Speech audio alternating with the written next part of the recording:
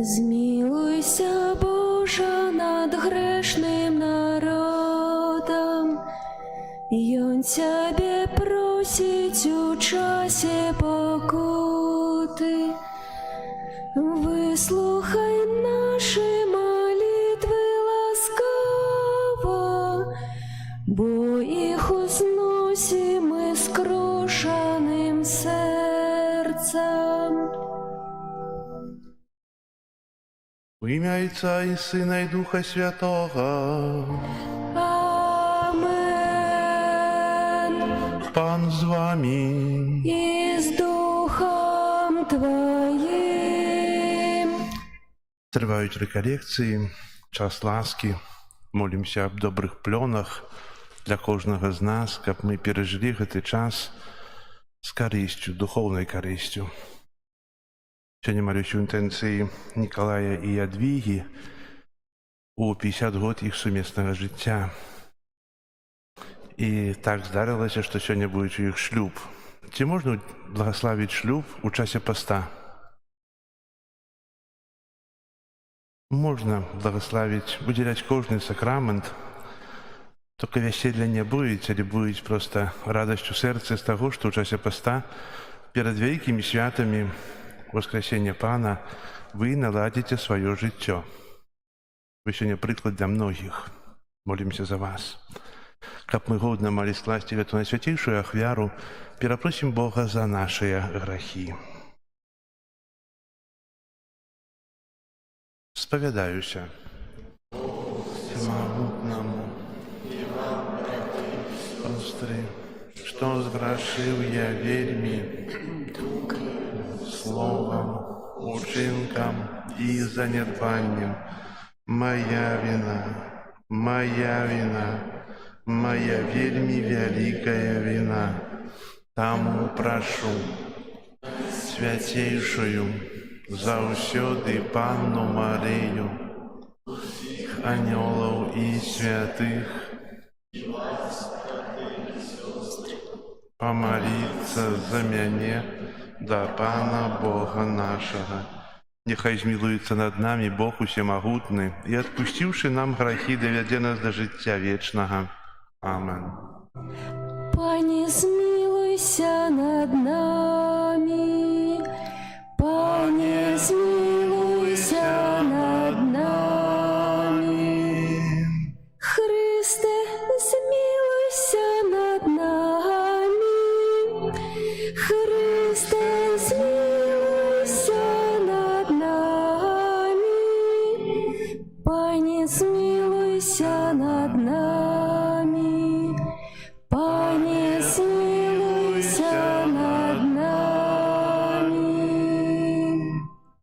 Молимся. Боже наш Отче, нехай Твоя милостивая ласка скерует до Тебе наши сердца, бо без Твоей допомоги мы не можем Тебе подобаться. Прос Пана нашего Иисуса Христа, Твоего Сына, який с Тобою живе и владарить у едности Духа Святого, Бог праз усе веки вечные.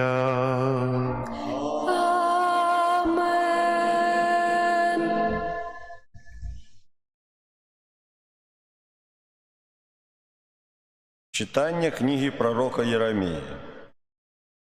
Ты, Пане, дал спознать мне, и я ведаю. Ты показал мне учинки ихние.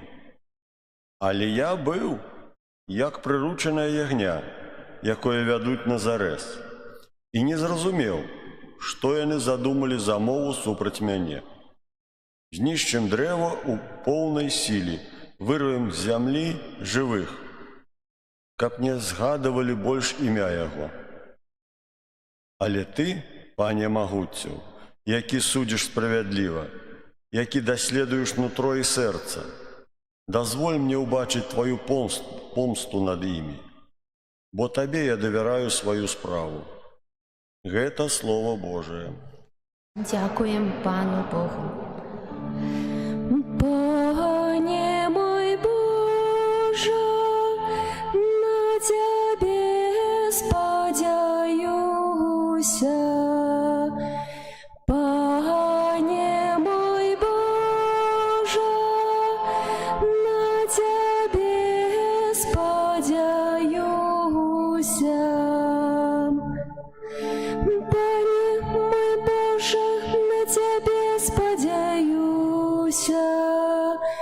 Уратуй мяне ад усіх ганіцеляў маіх і вызвалі мяне, каб не схапілі, як леў душу маю, і не разадралі, пакуль няма каму ратаваць мяне. Пане мой Божа, на Цябе спадзяюся. Пане, судзі мяне па справядлівасці маёй і па маёй невіннасці, што ува мне. Няхай скончыцца зласлівасць грэшнікаў, умацугу і праведнага. Божа справядлівы, які даследуеш нутро і сэрца. Пане мой Божа, на Цябе спадзяюся. Мой шчыт — гэта Бог, які ратуе праведных сэрцам. Бог суддзя справядлівы, Бог, які штодня спаганяе. Пане мой Божа, на Цябе спадзяюся.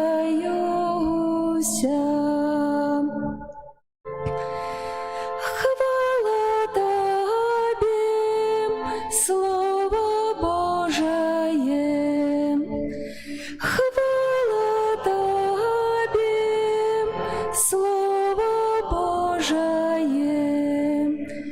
Шчаслівыя, што ў добрым і чыстым сэрцы захоўвае Слово Божае і прыносіць плод у цярплівасці. Хвала Табе, Слово Божае.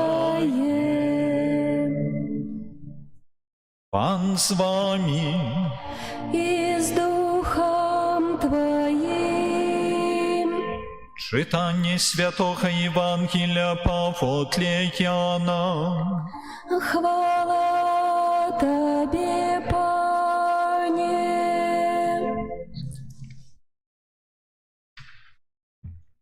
У той час людзі з натоўпу, калі пачулі словы Езуса, казалі: «Ён сапраўды прарок». Другія казалі: «Гэта Месія». А іншыя казалі: «Хіба з Галілеі прыйдзе Месія? Ці ж не сказана ў Пісанні, што Месія прыйдзе з роду Давіда і з мястэчка Бэтлеема, адкуль быў Давід?» І вось адбылася з-за яго спрэчка ў народзе. Некаторыя з іх хацелі схапіць яго, але ніхто не ўсклаў на яго рукі. Вярнуліся слугі да першасвятароў і фарысеяў, і тыя сказалі ім: «Чаму вы не прывялі яго?» Слугі адказалі: «Ніколі яшчэ ніхто не гаварыў так, як гэты чалавек». Фарысеі сказалі ім: «Няўжо і вас увялі ў зман? Можа, паверыў у яго хто з кіраўнікоў альбо з фарысеяў?» Але гэты натоўп, які не ведае закону, пракляты. Тады Нікадэм, які быў адным з іх і прыходзіў да Езуса раней, сказаў ім: «Ці наш закон асуджае чалавека, пакуль не выслухаюць яго і не даведаюцца, што ён робіць?» На гэта адказалі яму: «Можа, і ты з Галілеі? Даследуй і ўбачыш, што з Галілеі не паўстане прарок». І разышліся, кожны да свайго дому. Это слово Пана. Хвала Табе, Христе.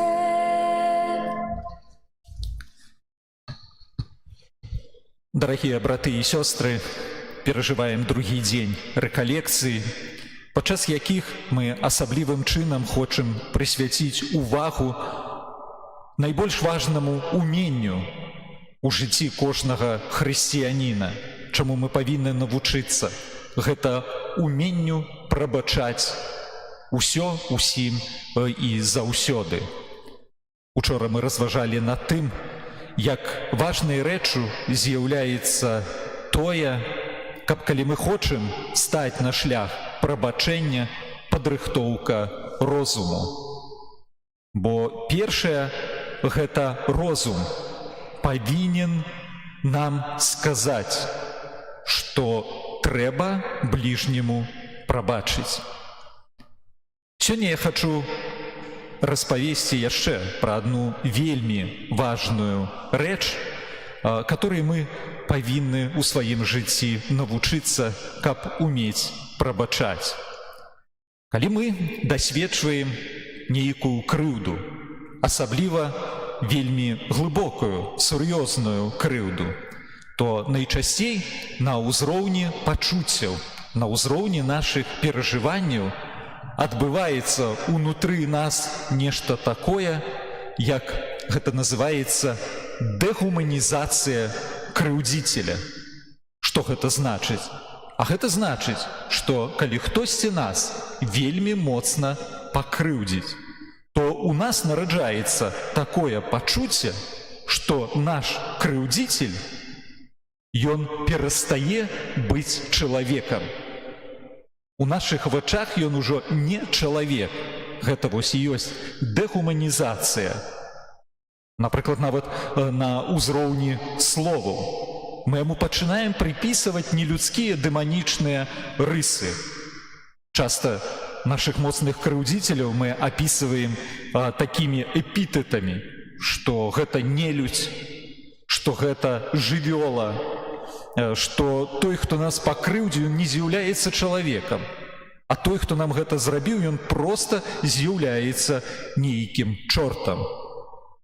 Вось, напрыклад, нават у сужэнскім жыцці адбываецца такая дэгуманізацыя. Тут і перад намі жыве, стаіць сужэнства, которое пражыло доўгую шчаслівае жыццё, праўда, але адносіны паміж сужэнцамі па-рознаму складваюцца. Глядзіце, сужэнцы яны вельмі блізкія. Яны любяць адно аднаго. Вялікі кавалак шляху жыццёвага разам праходзяць. Многа дабра сабе ўзаемна робяць.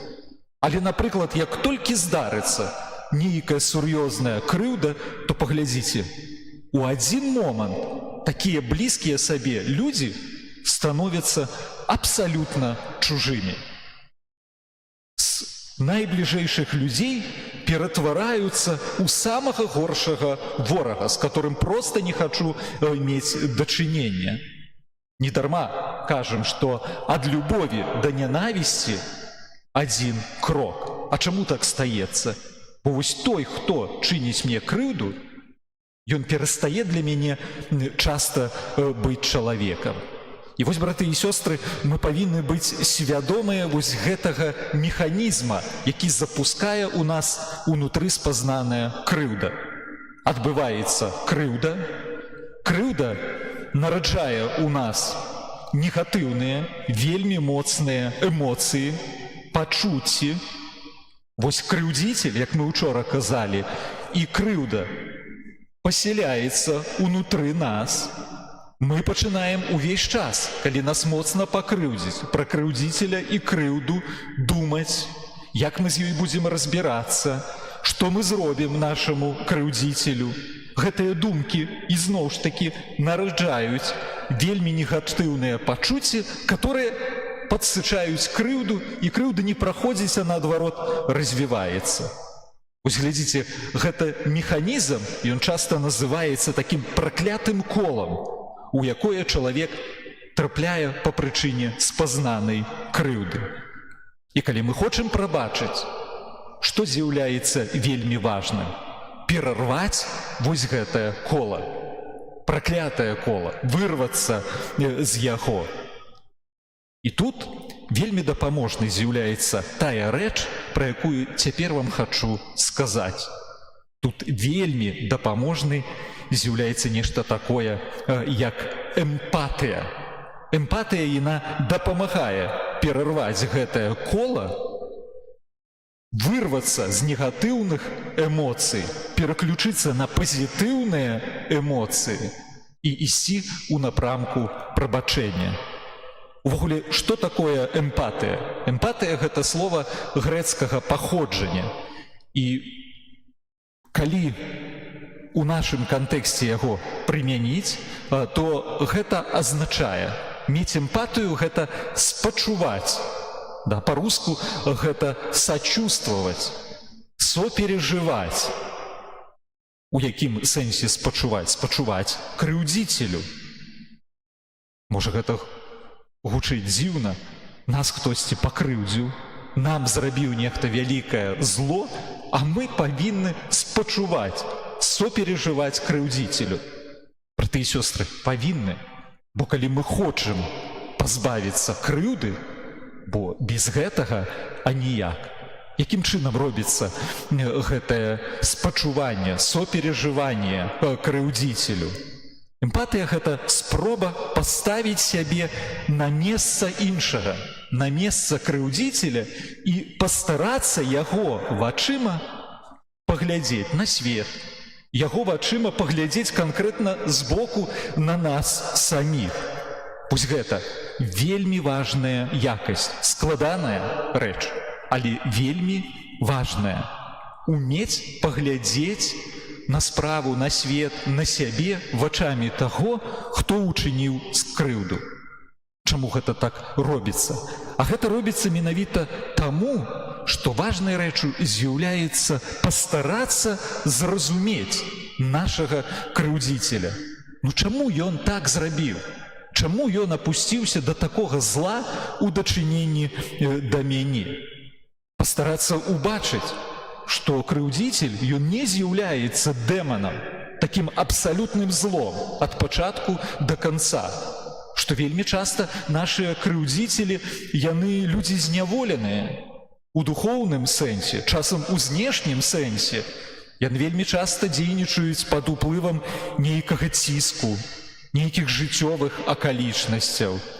Маюць іхныя учынкі розныя абумоўленасці. Вельмі часта яны нават нейкім чынам змушаныя чыніць зло. Ну так вось, эмпатыя дапамагае ўсё гэта убачыць. Якім чынам гэта робіцца? Ну вельмі дапаможным з'яўляецца такая рэч. Калі мы, напрыклад, крыўдзіцеля не ведаем, нас пакрыўдзіў нейкі чужы чалавек, то, каб яму прабачыць, трэба пачаць пра яго думаць, вось, напрыклад, такім чынам. Узгадываць нейкія верагодныя факты з яго жыцця.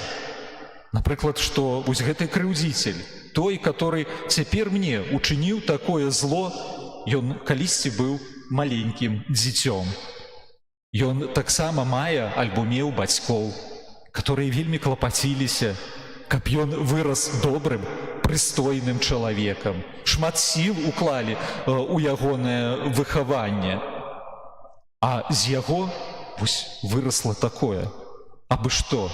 Што ўвесь гэты праект, который быў у дачыненні да гэтага чалавека, закончыўся такім правалам, і цяпер замест прыстойнага чалавека ёсць вось такая руіна, такі ў духоўным сэнсе інвалід, который чыніць зло, і я дасведчыла зла з яго боку.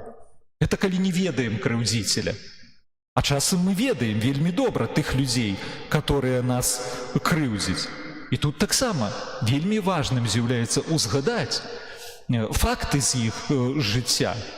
Напрыклад, адна моя добрая знаёмая распавядала гісторыю свайго жыцця, як яе пакінуў муж у тым моманце, калі яшчэ былі маленькія дзеці.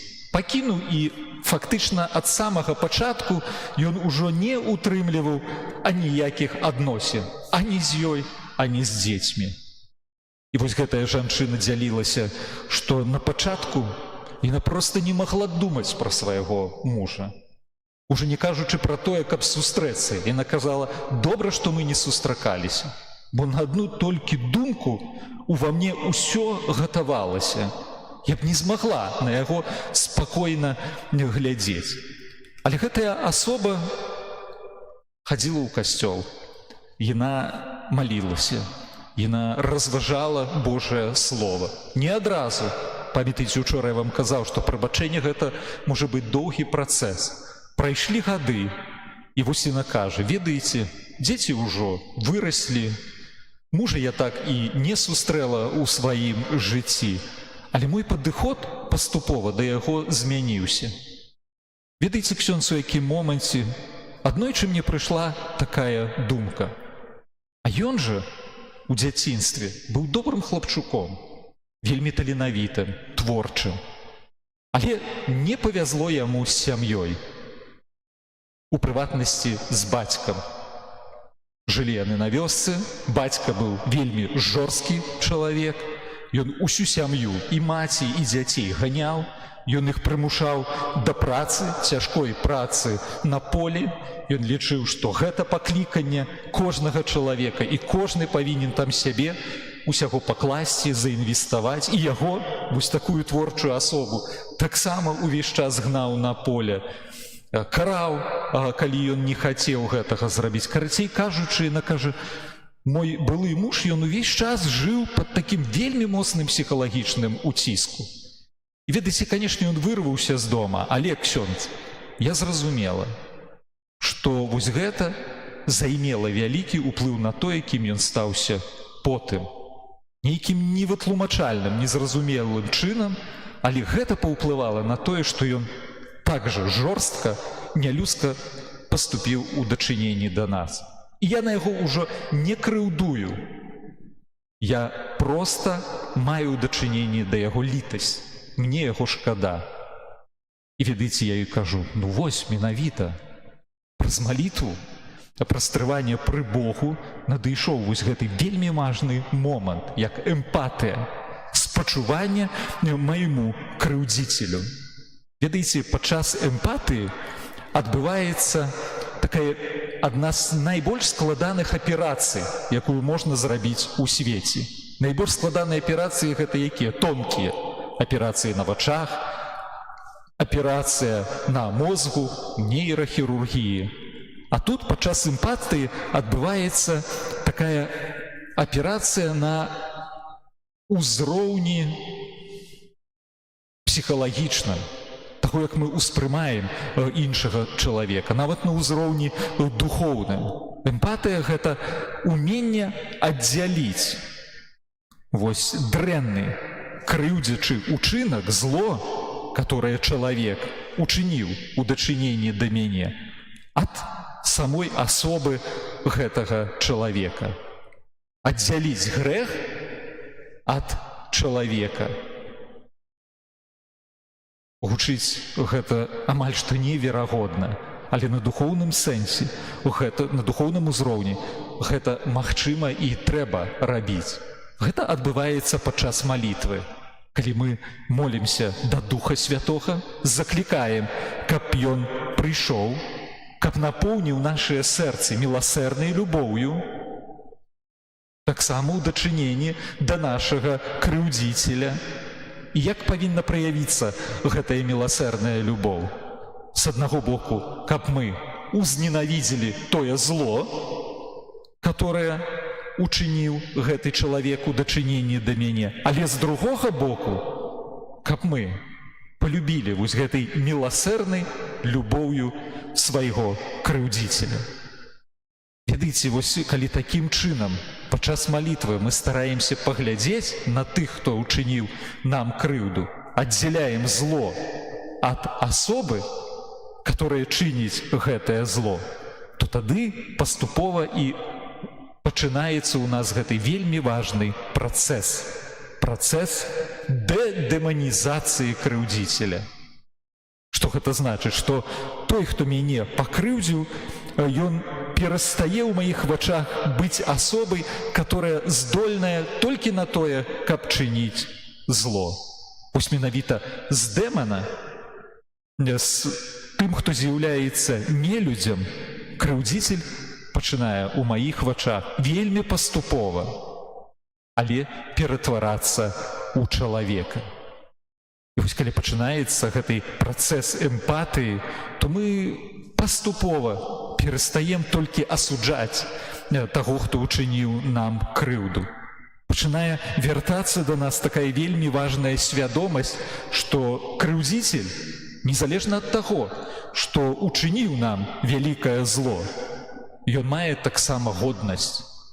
Ён з'яўляецца дзіцём Божым, так як і мы, хворым, пакалечаным, дзіцём-інвалідам, але Божым дзіцём, што за нашага крыўдзіцеля таксама, як і за нас, памер Езус Христус, што кожны з нас, і наш крыўдзіцель, і мы самі у іншых рэчах, у дачыненні да іншых людзей, але з'яўляемся грэшнікамі, падаем, што таксама як і мы, так і наш крыўдзіцель мае і шанс, і права са свайго упадку устаць, навярнуцца.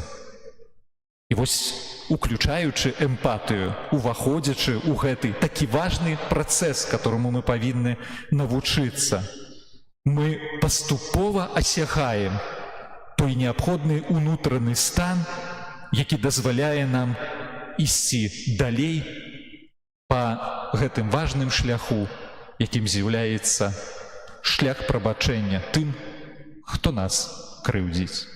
Амен.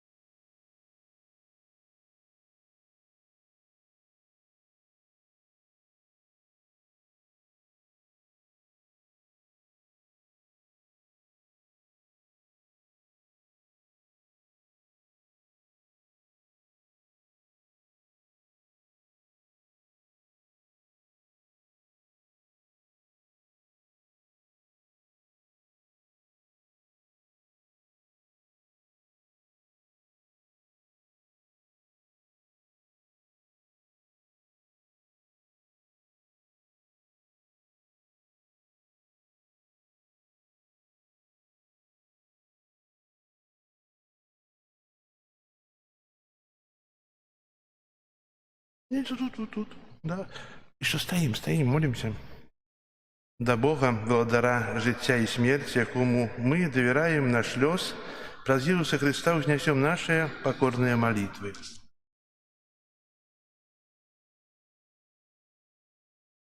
Молимся за святый костел, каб очищенный покаянием, и он постоянно обновлялся и освячался. Тебе просим. Слухай нас, Пане. Молимся за семьи, якія переживают тяжкости, каб заховали веру у Божий провід. Тебе просим. Слухай нас, Пане. Молимся за нашу молодь, каб матчына дабрыня Марыі дапамагла адкрыць у іх жыцці сапраўдныя каштоўнасці. Тебе просим. Выслухай нас, Пане. Молимся за тых, хто ўдзельнічае ў рэкалекцыях, каб вытрывалі ў ласках і добрых пастановах. Тебе просим. Выслухай нас, Пане. Молимся за нас, удзельнікаў гэтай святой імшы, каб праз удзел у таямніцы смерці Христа мы сталі удзельнікамі яго з мёртвых паўстання. Тебе просим. Молимся ў інтэнцыі гэтай святой імшы за Николая і Ядвігу, якія, прожыўшы 50 год, сёння атрымалі вялікую Божую ласку, благословлення з вашего суженства, каб добрый Бог одарил вас здоровьем, благословением и радостью. Тебе просим. Усемогутный Боже, про заслуги Твоего Сына одари нас потребными ласками, об яких у Тебя с довером просим. Праз Христа, Пана нашего. Аминь. А под крыжом мати стала, крышу смутку обдымала, на яким канал Бог Сын, на яким канал Бог Сын, ді дай Бог його проткнути, на високий криш покути. І он пайшов за всіх один, і он пайшов за всіх один. І як сутішить маті муки, на яє святыя руки, сына кров стякае з ран, сына кров стякае з ран. Молитесь, братья и сестры, как мою и вашу ахвяру принял Бог, Отец Всемогутный.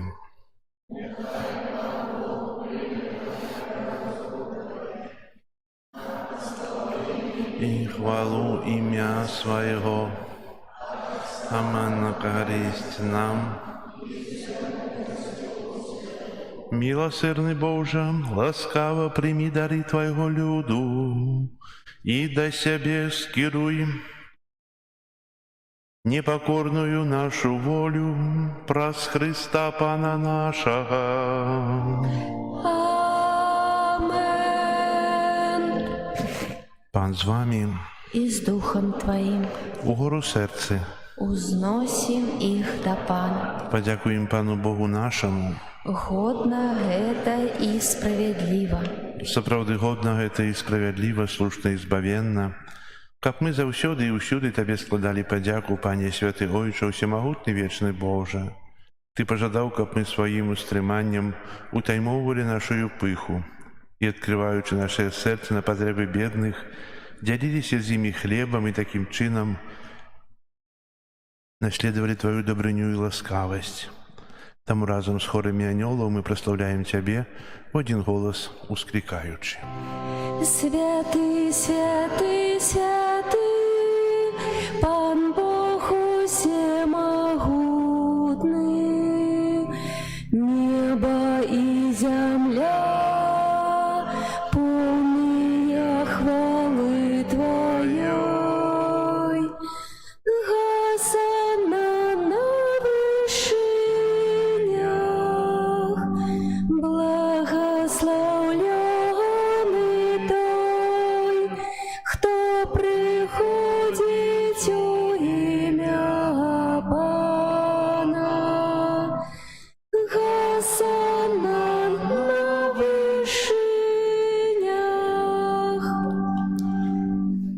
Сапраўды, Божа, Ты святы, крыніца ўсялякай святасці. Таму просім Цябе, асвяці гэтыя дары расою Духа Твайго, каб яны сталіся для нас целам і крывёю нашага Пана Езуса Христа. Ён, калі добравольна выдаў сябе на мукі, узяў хлеб і, падзяку Табе складаючы, ламаў і раздаваў сваім вучням, кажучы: «Бярыце і ешце з гэтага ўсе, бо гэта ёсць цела маё, якое за вас будзе выдана».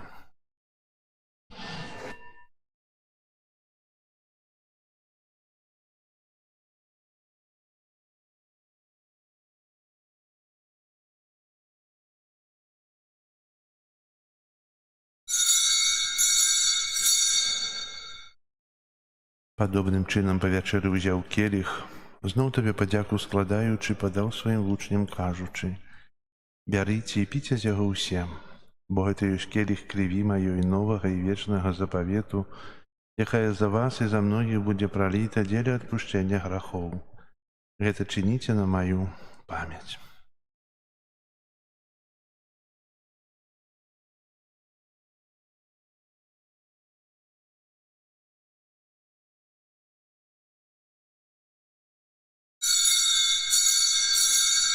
Гэта вялікая таямніца веры. Обвещаем смерть Твою, Пане Иезу, вызнаем Твое воскресение и чекаем Твоего прыцця ў хвале. Успамінаючы смерць з мёртвых паўстання Твайго Сына, ахвяруем Табе, Пане, хлеб жыцця і келіх збаўлення, дзякуючы, што ўчыніў нас годнымі стаяць перад Табою і служыць Табе. Пакорна молім Цябе, каб усіх нас, прымаючых цела і кроў Хрыста, Дух Святы сабраў у адно. Памятай, Пане, пра касцёл Твой рассеяны па ўсім свеце. Удасканалі яго ў любові разам з папам нашым Францішкам, біскупам нашым Юзафам і ўсім духавенствам. Памятай таксама пра братоў і сясцёр нашых, якія паснулі ў надзеі на ўваскрашэнне, і пра ўсіх, хто ў Тваю ласцы адышоў з гэтага свету. Дазволь ім убачыць святло аблічча Твайго. Просім Цябе, змілуйся над усімі намі, каб мы заслужылі ўдзел у жыцці вечным у еднасці з Найсвяцейшай Багародзіцай Паннай Марыяй, са святымі апостоламі і ўсімі святымі, якія спрадвеку падабаліся Табе, каб з імі і мы хвалілі і праслаўлялі Цябе праз Сына Твайго Езуса Христа. Праз Христа, з Христом і ў Христе. Табе, Божа, Ойча ўсемагутны, ў еднасці Духа Святога, уся пашана і хвала праз усе векі вечныя. Амен. Молімся да Айца Нябеснага, як нас навучыў Езус Христос. Ойче наш, который есть у небе, святися имя Твое, приди владарство Твое, будь воля Твоя, яко небе, так и на земле. Хлеба нашего штоденного дай нам сёння, и отпусти нам провины наши, яки мы отпускаем виноватым нашим, и не вводь нас в спокусу, але збав нас от злога. Просім Цябе, Пане, збаў нас ад усяго злога, дай ласкава супакою дні нашыя, дапамажы нам у міласэрнасці Тваёй, каб мы былі заўсёды вольныя ад граху і захаваныя ад усялякага неспакою, чакалі спаўнення шчаслівай надзеі і прыйсця збаўцы нашага Езуса Христа. Твое владарство и моц и хвала на веки. Пане Иисус Христе, Ты сказал апостолам Твоим: «Супокой покидаю вам, супокой мой даю вам». Просим, не зважай на грехи наши, але на веру Костела Твоего, и будь ласкавый згодно с Твоей волей одарить его супокоем и едностью, яки живешь и володариш на веки вечные. Супокой Пана нехай заўсёды будзе з вами. Передайте ближнему знак супокою. Спокою сим нам, Боже, спокою сим нам. Доброзычливо руки потиснем соседям. Всем усмехнемся, будем навек собрами. Бог помеж нами, Бог между всеми нами. Баранку Божий, який береш на себе грехи світу, змилуйся над нами. Баранку Божий, який береш на себе грехи світу, змилуйся над нами. Баранку Божий, який береш на себе грехи світу, одари нас упокоєм. Ось баранок Божий, ось той, хто бере на себе грехи світу, благословленные, покликанные на вечеру ягоною. Я не варты, Каб ты вышел до меня, але скажи только слово, и будьте оздоровлена душа моя. О, кровь святая, о, кровь откупления, напой життєвий, з неба нам посланий, ласки криниця, от за нас збавлення, ти правильно лечиш рани.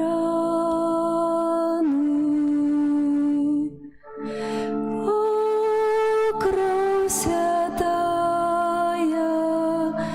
келиху укрита, кап наши души ты собой поила, грешным крыница милости открыта, капы все провины смыла.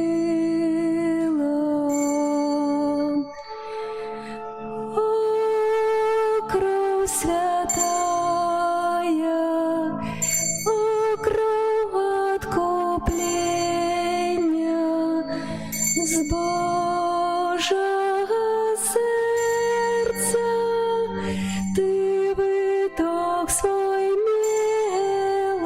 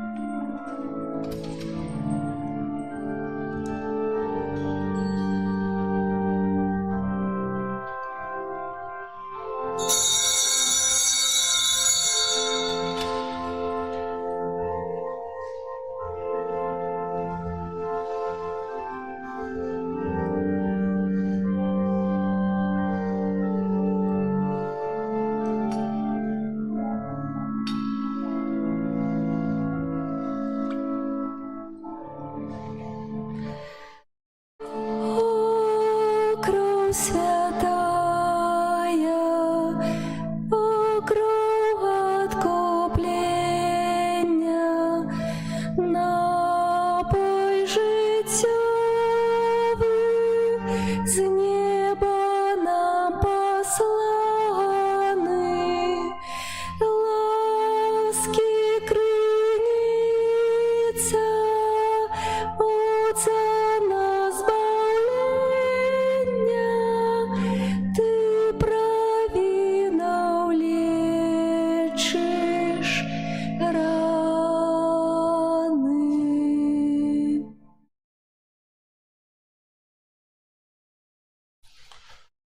Молимся. Боже наш Отче, нехай найсвятейший сакрамент очистит нас и любими Тебе учинить праз Христа Пана нашего. Амен. Послухайте короткі об'яви. Тривають реколекції. Дякую для Пана Богу за гэты час. Так само дякую для ксяндза Александра за такое добрае тлумачэнне так важнага элементу жыцця чалавека, як прабачэнне. Можа, да гэтага трэба яшчэ дарасці? Але, напэўна, не. Просто трэба адчыніць сэрца і убачыць чалавека ў чалавеку і падзяліцца той любоўю, якая ёсць. Дзякуй табе, ксяндз Александр, за цудоўныя словы, якія звяртаеш да нас. Сёння яшчэ ў нас зараз пасля благаслаўлення адбудзецца выставіна свяцейшага сакраменту, і аж да 12 гадзіне будзе выставленне, адарацыя, магчымасць прыступіць да споведзі. Напишите ў нашым чаце, позвоните сваім блізкім, родным, каб не адкладвалі споведь надалей. Хай прыходзяць. Тут 3 гадзіны, 2 гадзіны споведзі. Таксама будзем спяваць у часе імшы, каб скарысталіся з ласкі рэкалекцыі і з ласкі сакраменту. Святая імша 12 гадзіне, узначалі ксяндз Александр. І пасля святой імшы адбудзецца спяваны крыжовы шлях, які паставіць нам хор і ансамбль з Новой Боровой, парафії святого Францішка Асійскага з Мінска. Заўтра у нас рэкалекцыі 2, яшчэ апошні дзень, святыя імшы, навука рэкалекцыйная 10-12 гадзіне. Заўтрашняга дня распачынаем малітву, штодзённую малітву аб прыгатаванні да парафіяльных місій. Віншую Ядвігу і Нікалая з вялікай падзею ў вашым жыцці, хай Бог вам благаслаўляе, маліліся за вас, хай дорыць патрэбнымі ласкамі. Імша гэта была за вас. Імша гэта самая вялікая малітва Касцёла. Трывайце пры Христу. Зараз прыміце Божае благаслаўленне. Пан з вамі. И с Духом Твоим. Схіліце галовы на благаслаўленне. Узглянь спагадна, Пане, на народ Твой, які рыхтуецца ушанаваць пасхальныя таямніцы, і шчодра дары яго нябеснаю ласкай, каб атрымаўшы ад Цябе будучую дапамогу і суцяшэнне, яшчэ старанні імкнуўся да нябачных дабротаў праз Христа Пана нашага.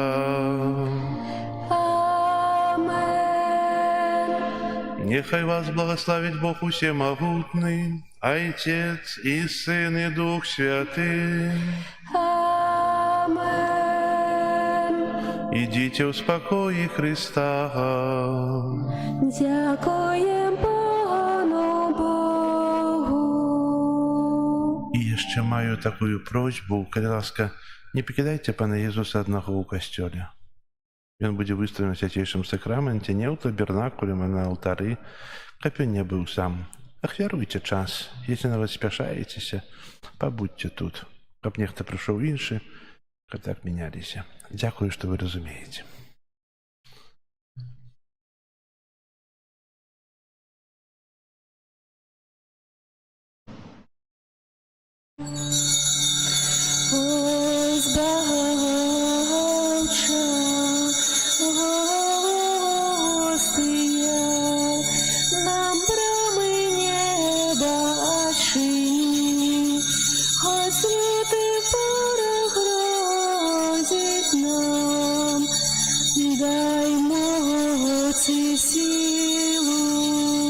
нам спошли один и Тройцы, Бог святый, Тебе хвала у кожний час, Вайчину вічною вяді, дари життям безконцим нас.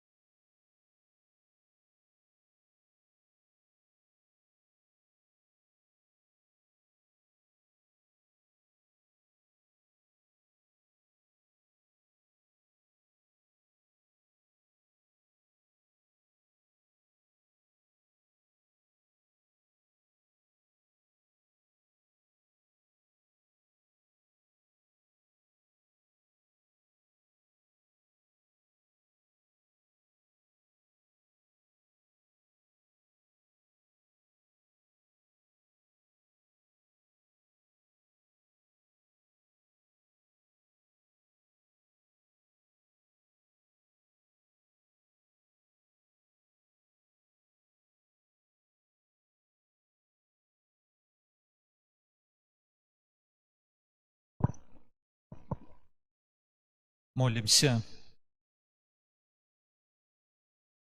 Боже, Ты ў найсвяцейшым сакраменце пакінуў нам успамін сваёй мукі. Просім Цябе, дапамажы нам з такою пашаною падыходзіць да святых таямніцаў цела і крыві Тваёй, каб мы сталіся годнымі плёнаў Твайго адкуплення.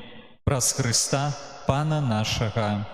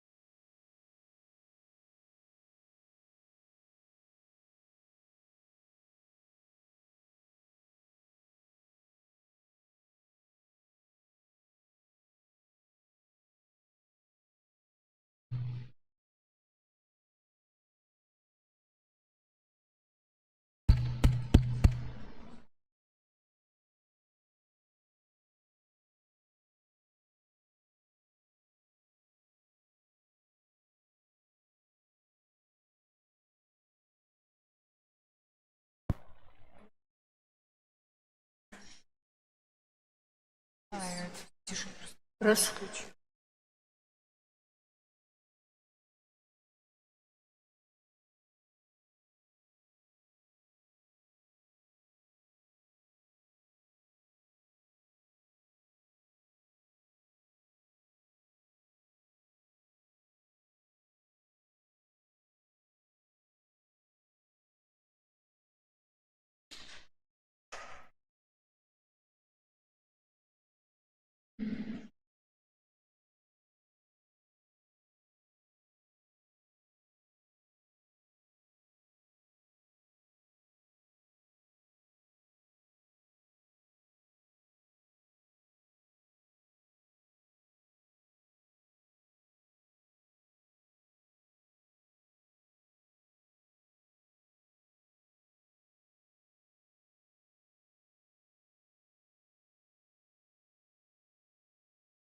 А под крыжем мати стала, крышу смутку обдымала.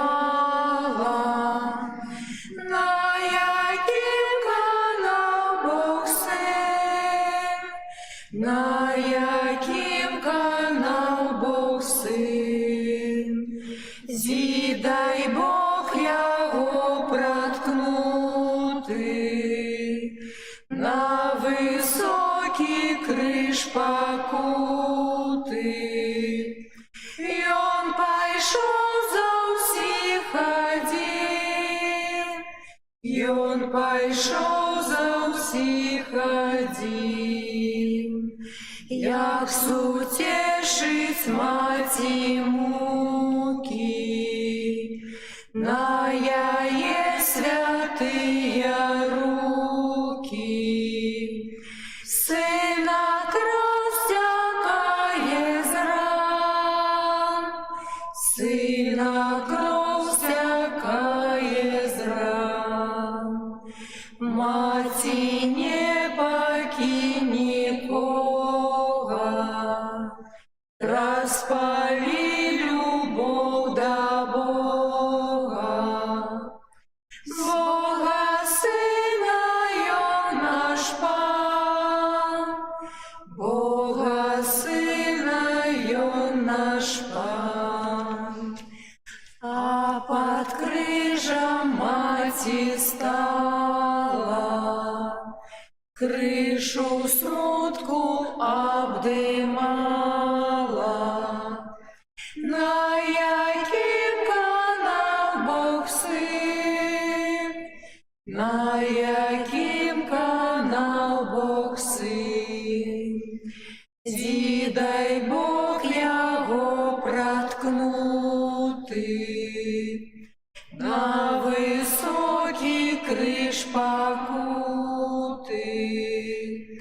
Ён пайшоў за ўсіх адзін, ён пайшоў за ўсіх адзін.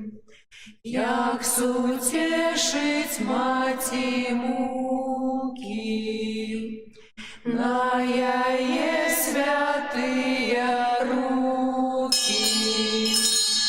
Сына кроў сцякае з ран, сына кроў сцякае з ран.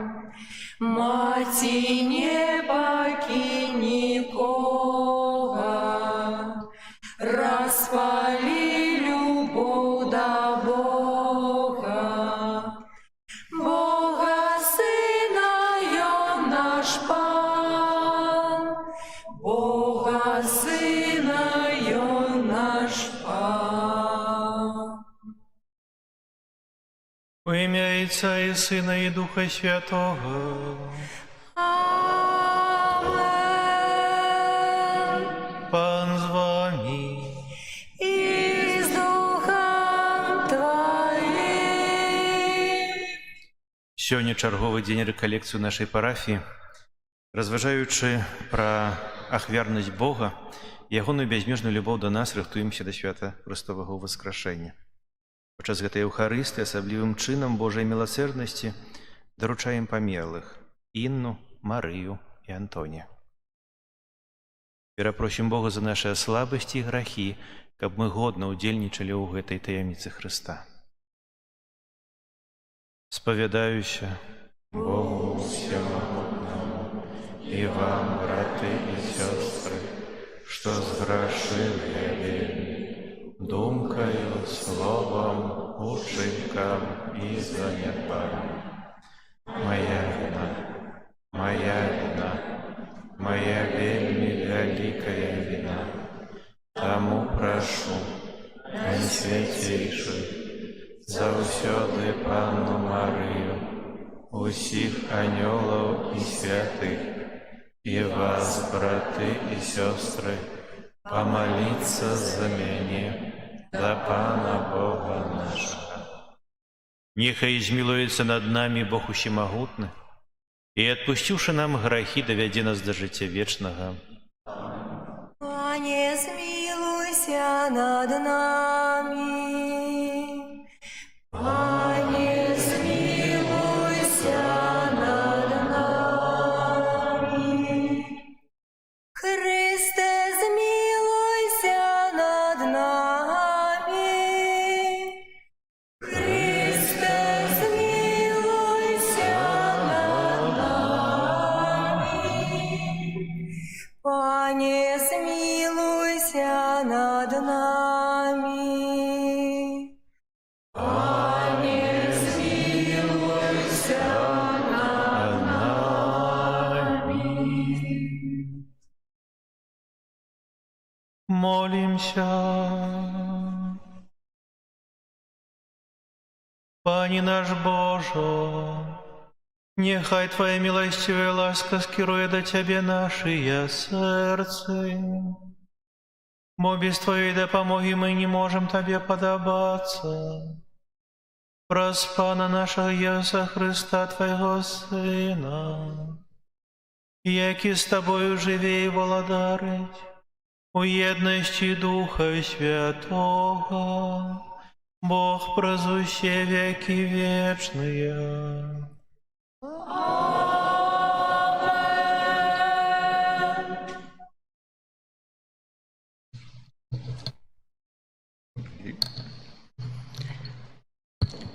Читание книги пророка Еремия. Ты, Паня, дал спознать мне, и я ведаю. Ты показал мне учинки ихние. Але был я, як прирученая ягня, якое ведут на зарез, и не разумел, что яны задумали змову супраць мяне. Знищим древо у полной силе, вырвем его с земли живых, каб не згадывали больше имя его.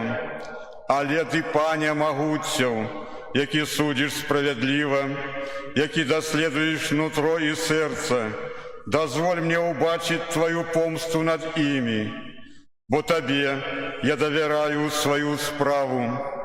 Это Слово Божие. Дякуємо Пану Богу.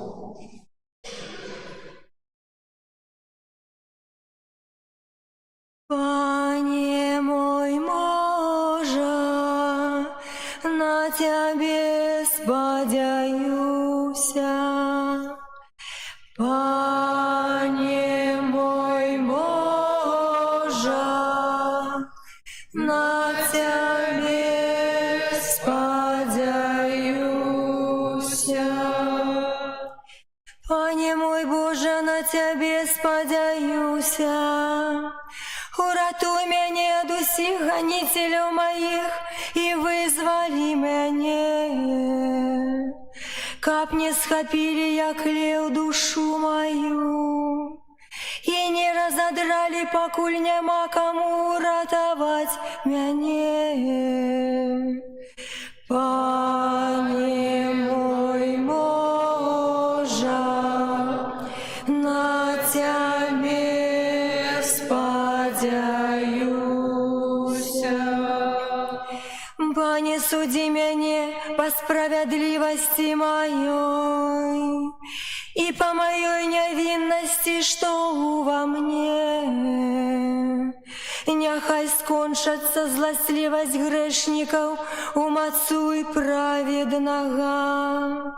Божа справядлівы, які даследуеш нутро і сэрца. Пане мой Божа, на Цябе спадзяюся. Мой шчыт гэта Бог, які ратуе праведных сэрцам. Бог суддзя справядлівы, Бог, які штодня спаганяе. Пане мой Божа, на Цябе спадзяюся. Хвала Табе, Слово Божие. Хвала Табе, Слово Божие. Щасливые, хто у добрым и чистым сердце заховає Слово Божие и приносить плод у терпливости. Хвала Тебе, Слово Божие. Пан с вами. И с Духом Твоим. Читание Святого Евангелия по Иоанна. Хвала Тебе, Хране. У той час люди з натоўпу, калі пачулі словы Езуса, казалі: «Ён сапраўды прарок». Другія казалі: «Гэта Месія».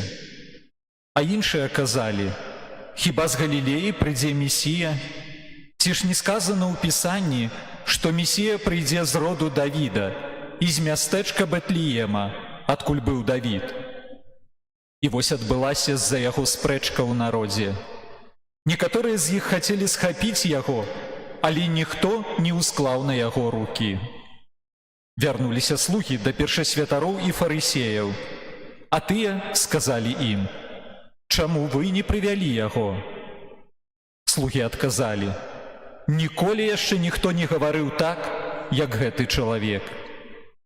Фарысеі сказалі ім: «Няўжо і вас увялі ў зман? Можа, паверыў у яго хто з кіраўнікоў альбо з фарысеяў? Але гэты натоўп, які не ведае закону, пракляты».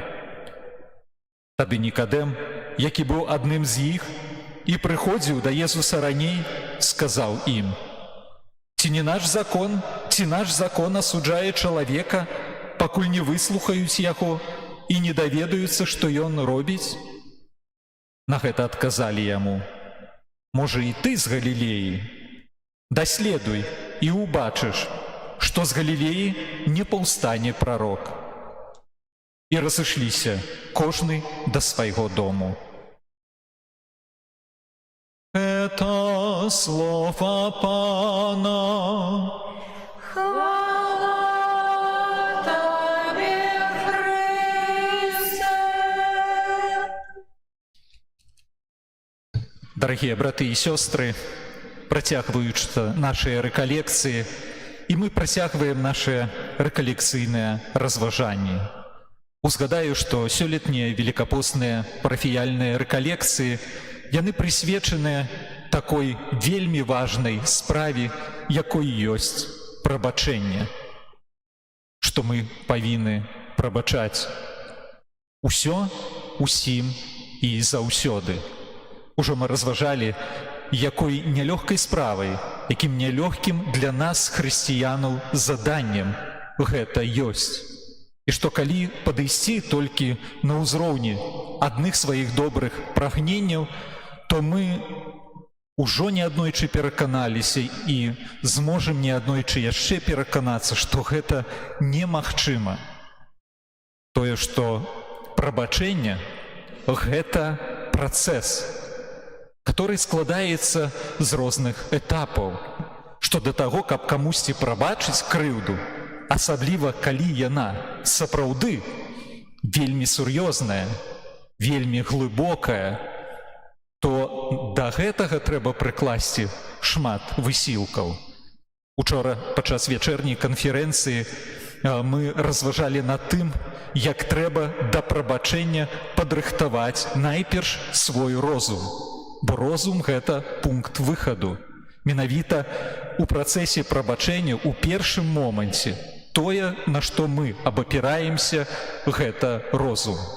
Сёння падчас ранішняй канферэнцыі мы разважалі над тым, як важна, каб прабачэнне было паспяховым падрыхтаваць сябе эмацыйна. Асаблівым чынам мы разважалі над такой важнай рэччу, якой ёсць эмпатыя, ці спачуванне да крыўдзіцеля. Як навучыцца, як гэта тэхнічна зрабіць, на чым палягае? Такая, можна сказаць, парадаксальная рэч. Нас крыўдзяць, а мы павінны гэтаму чалавеку спачуваць. Павінны ў крыўдзіцелю эмоцыі нашы, пра якога кажуць, што ён не чалавек, дэманізуюць яго, убачыць чалавека, беднага, параненага, духоўна паралізаванага, але ўсё ж такі чалавека. І вось падчас сённяшняй канферэнцыі мы задумаемся яшчэ над адной вельмі важнай рэччу.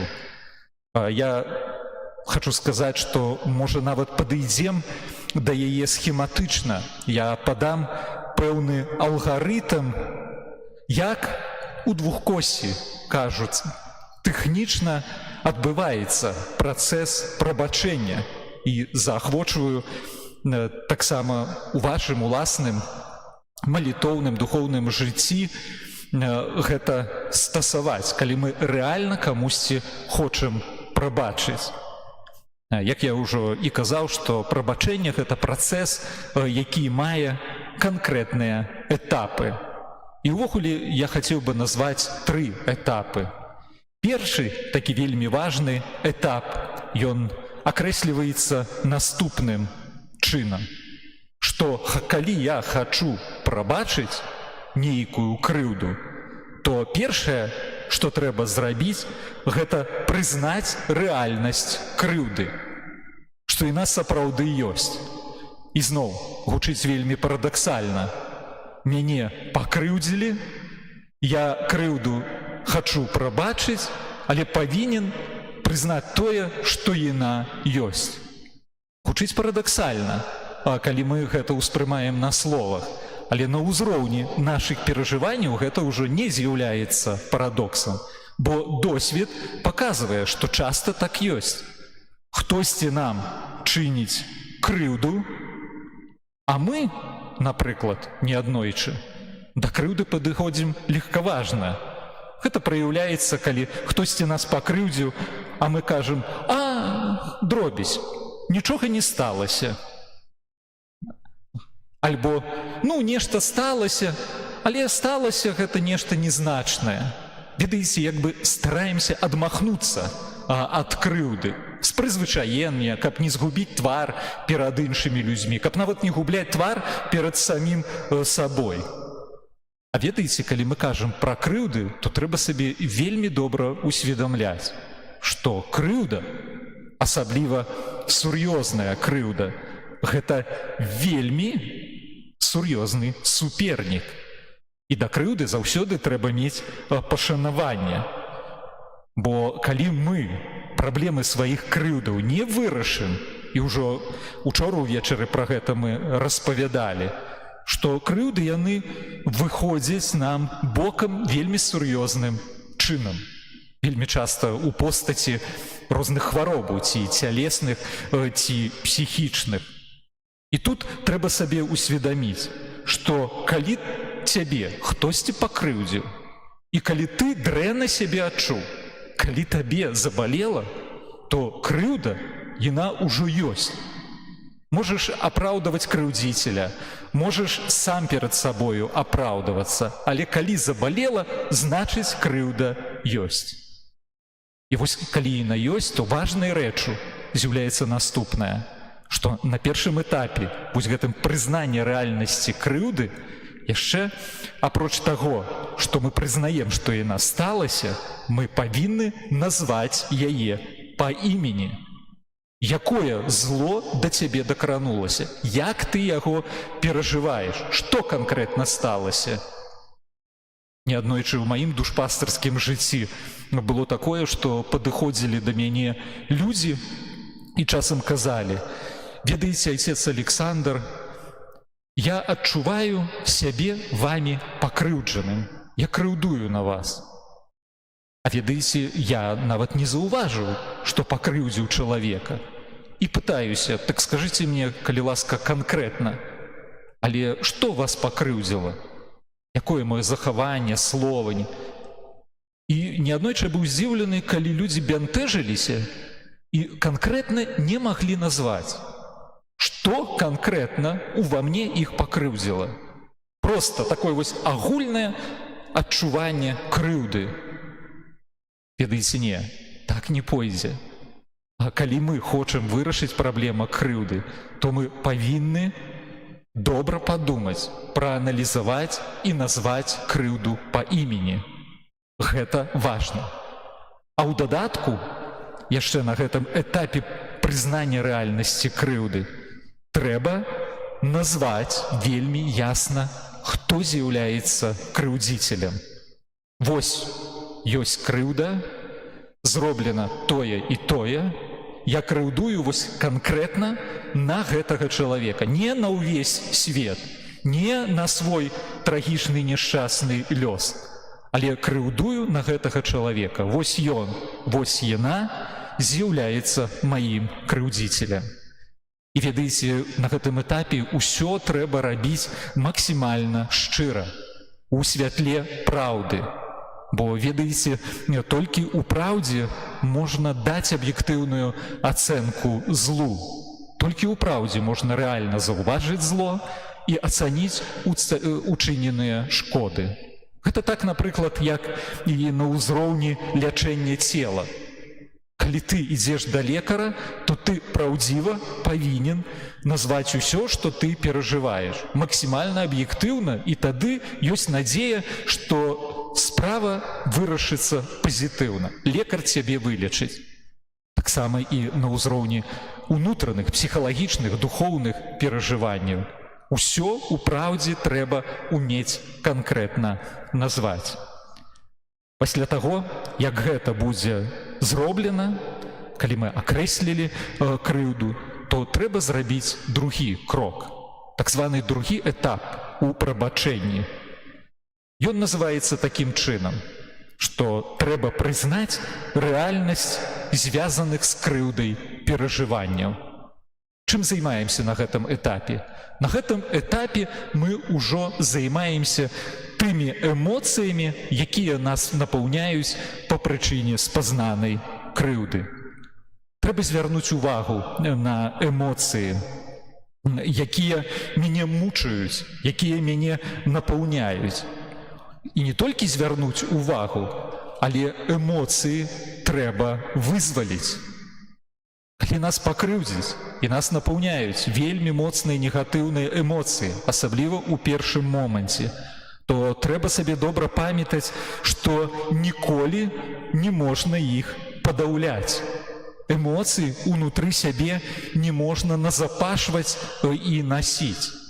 Я неаднойчы тым людзям, з которымі працую ў сэнсе духоўным і которые дзеляцца перажываннямі, крыўдамі, негатыўнымі эмоцыямі, кажу наступнае, што нельга збіраць у жыцці две рэчы. Нельга збіраць грахі і нельга збіраць негатыўныя эмоцыі. Лепш збіраць грошы, лепш збіраць заслугі перад Богам, это яшчэ намнога больш годная справа. Але не грахі і не эмоцыі. Бо раней ці пазней, калі ты збіраеш у сабе эмоцыі, у найлепшым выпадку яны выбухнуць, яны самі выйдуць вонкі. Так як, напрыклад, каб паставіць шчыльна зачыненую каструлю на агонь, будзе ўзрыў. І гэта не самае горшае. Бо вельмі часта, як мы пра гэта ўжо разважалі, вось гэтай сціснутыя ўнутры эмоцыі, яны выходзяць у постаці хваробу. Яшчэ раз паўтараю, альбо цялесных, пра якія мы ўчора разважалі, альбо нават яшчэ больш горшых, хваробу псіхічных. Якія эмоцыі трэба вызваліць, а тыя, якія нараджаюцца падчас крыўды. Гэта два віды эмоцый. Альбо злосць і гнеў за той крыўды, которую я дасведчваю, альбо сум і жалобу.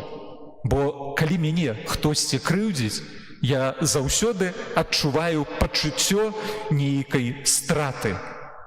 Падчас крыўды я губляю альбо блізкую асобу, которая мяне пакрыўдзіла і стаецца далёкай, альбо губляю здароўе, альбо годнасць, альбо нявіннасць, пачуццё бяспекі, даверу да людзей і гэтак далей. Так вось на другім этапе займаюся эмоцыямі. І вось займацца эмоцыямі найлепш на малітве, у рамках дыялога з панам Богам. Больш-менш гэты дыялог можа выглядаць наступным чынам. Вось я прызнаюся перад панам Богам, называю канкрэтна: сталася зло. І, Божа, гэтае зло мне вельмі баліць. Ёсць асоба, адказная за крыўду. Я канкрэтна магу яе назваць. Я не апраўдваю гэтага учынку. Я не адмахваюся, не кажу, што нічога не сталася. Сталася. Маю злосць. І вось вяду такі дыялог. Што я павінен зрабіць з гэтай злосцю? Можа, выкарыстаю гэтую злосць, каб прынізіць вінавайцу? А можа, наадварот, выкарыстаю гэтую злосць, каб яшчэ больш прынізіць самога сябе? А можа, аскаржу пана Бога, што так сталася, што ён дапусціў гэта? Можа, не з'яўляецца любячым айцом, а можа, наадварот, Бог гэтага хацеў. І вось на малітве трэба весці з панам Богам такі дыялог. Гэта вельмі важны момант. Неаднойчы гэты момант называецца малітвай слёзаў. Калі я вось у прыватным дыялогу з панам Богам дзялюся тым, што мне баліць. Я адкрываюсь перад панам Богам. Можна сказаць, я аддаюся сваёй слабасці, бо неаднойчы мы хочам быць моцнымі, хочам быць з жалеза, хочам быць непахіснымі. Гэта вельмі дрэнна. Перад панам Богам трэба адкрывацца, з ім трэба дзяліцца сваімі перажываннямі. Так бы мовіць, перад панам Богам якраз можна паплакаць. Не трэба плакаць перад людзьмі, бо, як кажуць, што ніхто не будзе табе шчыра спачуваць. Можа, толькі некаторыя, але шанаваць цябе, напэўна, перастануць. Тым, перад кім можна і трэба плакаць, гэта пан Бог. Перад ім я маю права да плачу, да суму, да жалю, да разгубленасці па прычыне спазнанай крыўды, спазнанага зла. Пану Богу магу задаць гэтае пытанне: Божа, а чаму яно так сталася? Можна паплакаць у духу, а можна і цялесна паплакаць. Якраз гэта той момант і тая асоба, перад которой можна, так бы мовіць, пусціць слязу.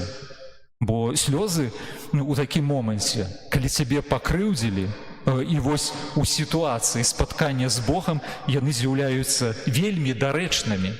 Бо слёзы яны знешне выражаюць тое, што дзеецца ў гэтым моманце унутры нас. Слёзы яны таксама з'яўляюцца знакам сапраўды рэальнага спаткання з панам Богам. Вось мне вельмі падабаецца такі вобраз, который неаднойчы ужываецца, апісваючы, што ў чалавеку дзеецца, калі ён становіцца перад Богам падчас такой малітвы слёз. Што гэты чалавек вельмі падобны да бочкі. Бочка пустая, брудная знутры і брудная звонку.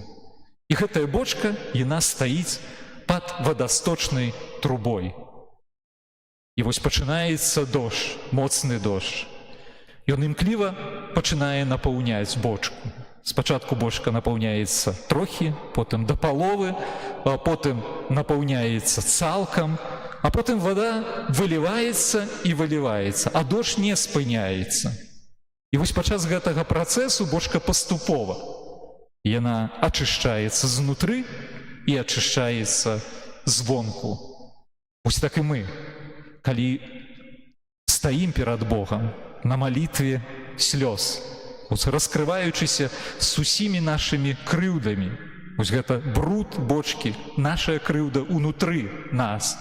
І з тым дрэнным прагненнем адпомсціць гэтым брудам, который вонкі нас. Гэты вонкавы бруд на бочцы. І калі мы становімся перад Богам на такой малітве, то гэта той момант, калі мы атрымліваем Божую ласку. Божую ласку сімвалізуе якраз вада. Якраз менавіта ў такім моманце Божая ласка і на чалавека і перапаўняе, ачышчаючы яго, змываючы крыўды, змываючы негатыўныя прагненні, імкнення учыніць зло таму, хто нас пакрыўдзіў, суцяшаючы чалавека. І ведаеце, вось пасля гэтай малітвы надыходзіць час на трэці, вельмі важны этап у працэсе прабачэння нашым крыўдзіцелям. Гэты трэці крок называецца прыняццем рашэння аб прабачэнні. Як гэта рашэнне выражаецца? Я паскардзіўся перад Панам Богам, я прадставіў яму свой боль, а на заканчэнне ўсяго кажу: Пане Божа, я прабачаю гэтаму чалавеку, бо Христос памер за мае грахі і нястомна адорвае мяне прабачэння. Я прабачаю майму крыўдзіцелю, бо Христос памер за мае грахі і нястомна адорвае і мяне сваім прабачэннем. Ведаеце, вось такія этапы трэба праходзіць, молячыся аб прабачэнні нашым крыўдзіцелям. Так калі нават слухаеш, альбо калі пачнем гэта практыкаваць, на пачатку гэта можа выдавацца ўсё такім вельмі штучным, можна сказаць, вымушаным. Але гэта на пачатку, калі мы займаемся і іншымі важнымі справамі, калі павінны увесці ў жыццё, ў дзеянне нейкі алгарытм. Усё не вельмі атрымліваецца, таксама і ў малітве. Але калі вось гэта будзем стасаваць яшчэ і яшчэ раз, калі будзем такім чынам перажываць вось тыя крыўды і крыўдзіцеляў, которых мы маем у нашым жыцці, то паступова адчуем вось той эфект, который нясе такая малітва. Спачатку нашае сэрцы, вось убачыце, калі пачнеце гэта практыкаваць на малітве, будзе запаўняць суцяшэнне, супакой, нейкая лёгкая радасць на нядоўгі час, але будзе адбывацца вось гэтая пажаданая замена пачуццяў з негатыўных па прычыне крыўды на пазітыўныя па прычыне прабачэння. Негатыўныя пачуцці будуць вяртацца. Тады ізноў трэба гэты працэс на малітве яшчэ і яшчэ раз паўтарыць. Памятаеце, учора мы задумываліся над тым, ставячы пытанне, як адчуць прабачэнне, калі яно рэальна надыходзіць? Увогуле трэба сабе вельмі добра усведамляць, што прабачэнне яно не з'яўляецца забыццём крыўды. Нам часам так здаецца, нас пакрыўдзілі, мы прабачылі, ўсё, справа закрыта, мы гэтага ўжо не памятаем. Так не бывае. Пра крыўду мы будзем памятаць Усё жыццё. Толькі пытанне, як мы пра яе будзем памятаць. Ведаеце, гэта памяць пра тыя крыўды, которые здарыліся ў нашым жыцці, яна з'яўляецца нават чымсьці такім самазахаваўчым. Уявіце сабе, каб мы пра крыўдзіцеляў і крыўды увогуле не памяталі ў сваім жыцці. Так мы б яшчэ раз на іх напатыкаліся, яшчэ і яшчэ раз перажывалі б гэтыя непрыемныя сітуацыі. Пра крыўды і крыўдзіцеляў мы будзем памятаць. Вось гэтая малітва, жэст прабачэння, яны нашай памяці не вычысцяць, так бы мовіць, на нуль. Але што дае прабачэнне? Прабачэнне яно дапамагае набраць дыстанцыю да таго непрыемнага здарэння, которое сталася. Потым паступова дапамагае змяняць ацэнку крыўдзіцелю, вінавайцу. Дапамагае, як мы казалі, на этапе эмпатыі заўважыць у ім чалавека, а не пачвару. Прабачэнне яно улагоджвае успаміны. Зразумела, што для гэтага патрэбны час. Калі можна сказаць, што я сапраўды прабачыў чалавеку і што адчуваю на гэтым этапе? А прабачыў я тады, калі я ўжо не жыву успамінамі крыўды. Калі крыўда, пра якую я успамінаю ад часу да часу, яна не выклікае моцных негатыўных эмоцый, ізноў ж такі злосць, прагненне адпомсціць. Калі вось гэтыя ўспаміны яны мяне ўжо не паралізуюць. Калі я знаходжуся ў такім стане, што я не ўцікаю ад гэтых успамінаў. Таксама я не шукаю гэтых успамінаў, бо так ёсць, калі мы яшчэ не прабачылі. Яшчэ адна вельмі важная рэч. Крыўду найлепш перажываць не ў адзіноце. Калі ты носіш у сабе крыўду, вельмі добра мець побач сябе духоўнага настаўніка, зрэлую ў справах веры і духоўнасці асобаў. Такія асобы дапамагаюць нам дасведчыць вельмі важнае пачуццё, што мы не адны, што мы не адзін сам-насам з нашай крыўдай. Таксама вельмі важна, каб быў хтосьці побач, хто дапаможа нам у сабе разабрацца ў той сітуацыі, которая нас крыўдзіць. Паглядзіць на справу з іншага боку, атрымаць новае святло, которое вельмі патрэбнае, каб правільна перажыць крыўду, каб прабачыць. Амен.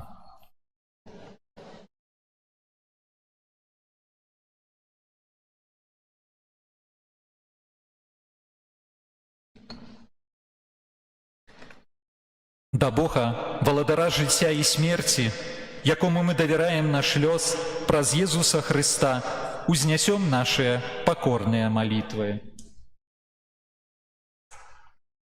Молимся за той костел, каб обвещаючи покаяние, и он постоянно обновлялся и свечался, тебе просим. Выслухай нас, Пане. Молимся за семьи, які переживают тяжкости, каб заховали веру у Божий провід, тебе просим. Выслухай нас, Пане. Молимся за нашу молодь, каб Матчыны добрачынная Мария дапамагала открыть у их жыцці сапраўдныя каштоўнасці, тебе просим. Выслухай нас, Пане. Молимся за тых, хто удзельнічае ў рэдкалекцыях, каб вытрывалі ў ласках і добрых пастановах, тебе просим. Выслухай нас, Пане. Молимся за нас, удзельнікаў этой святой імшы, молимся за святароў этой святыні і просим, каб все Пан Бог спаслаў нам Духа Святого, каб сталіся мы домом Христовым, цвёрдымі ў веры. Тебе просим. Выслухай нас, Пане. Памолімся таксама за тыя асобы, за якія служым гэтую святую літургію, а менавіта за святой памяці Інну, святой памяці Марыю і святой памяці Антонія. Папросім Пана Бога, каб быў для іх міласэрны, каб падарыў іх ласкаю прабывання ў нябесным Божым валадарстве. Цябе просім. Выслухай нас, Пане. усімагутны Божа, праз заслугі Твайго Сына адары нас патрэбнымі ласкамі, аб якіх у Цябе з даверам просім. Праз Хрыста, Пана нашага. О, кровь святая, о, кровь откупления, напой життєве, з неба нам посланий, ласки криниця, Отца на збавлення, Ти праведно лечиш раны. О, кровь святая, келиху укрыта, кап наши души Ты собой поила, грешным крыница, милости открыта, кого все провины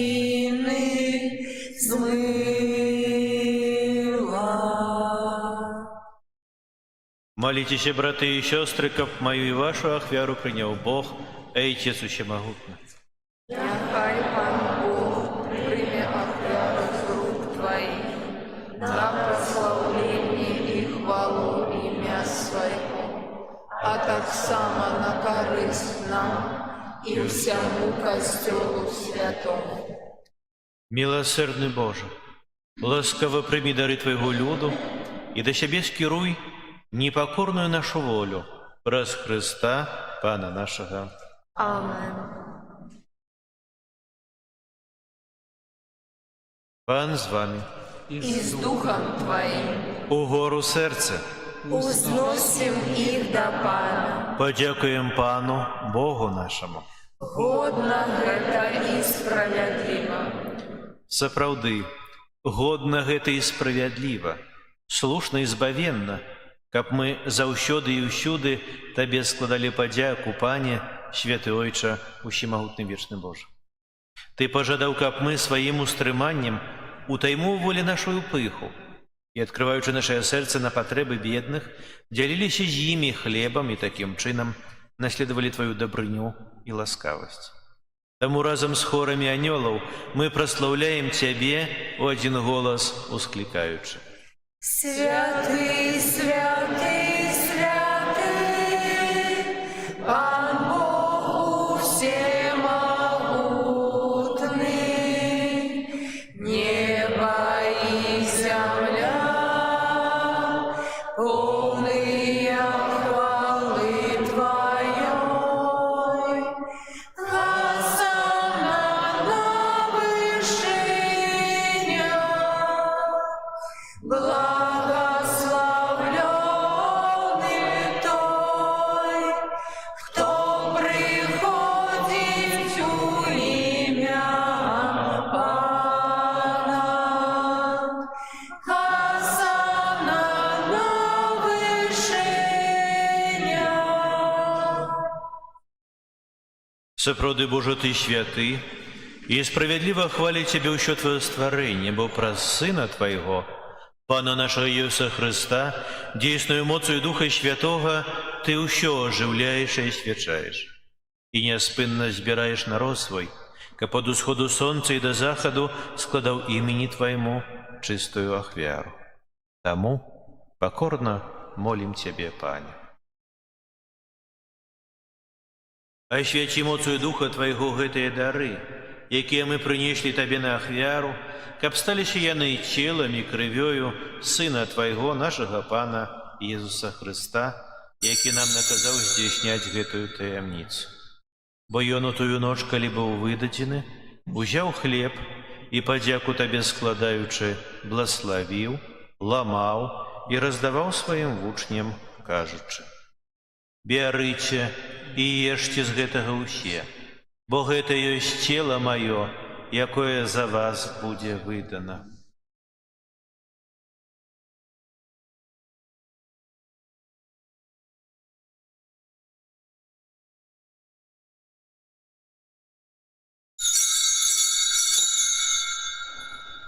Падобным чынам па вячэры ўзяў келіх і падзяку табе складаючы блаславіў і падаў сваім вучням, кажучы: «Бярыце і піце з яго ўсе, бо гэта ёсць келіх крыві маёй, новага і вечнага запавету, якая за вас і за многіх будзе праліта дзеля адпушчэння грахоў.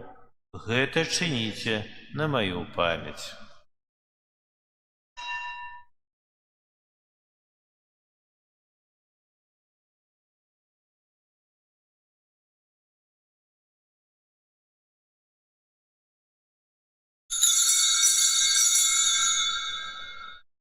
Гэта вялікая таямніца веры.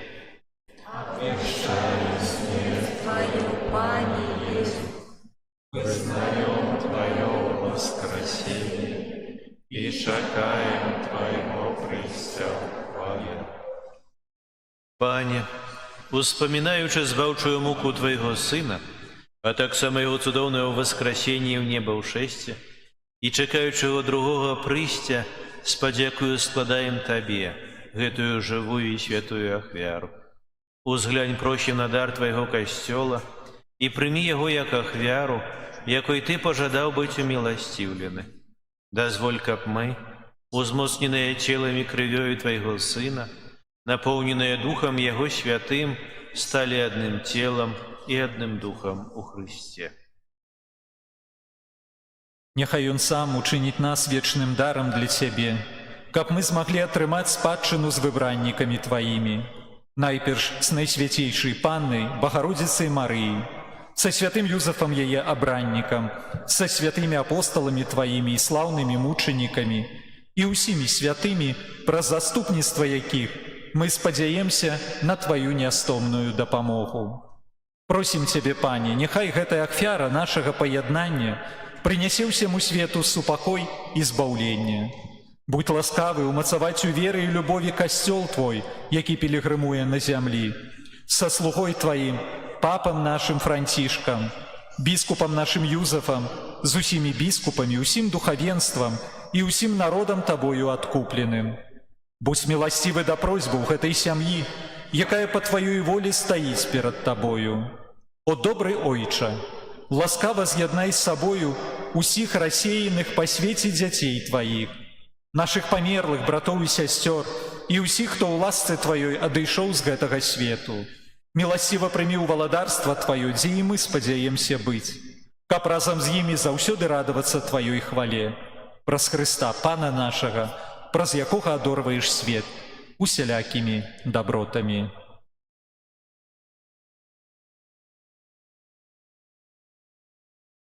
Праз Хрыста, з Христом і ў Христе, Табе, Божа Ойча ўсемагутны, у еднасці Духа Святога уся пашана і хвала, праз усе векі вечныя. Амен.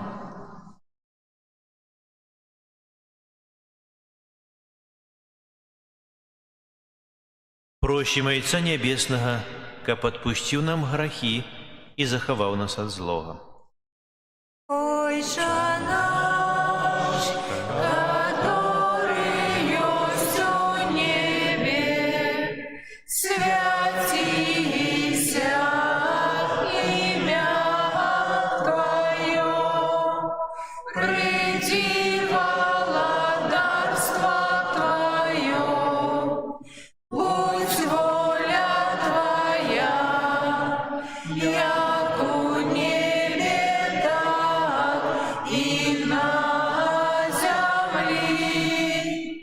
Хлеба нашего штоденного дай нам сегодня, и отпусти нам провины наши, як и мы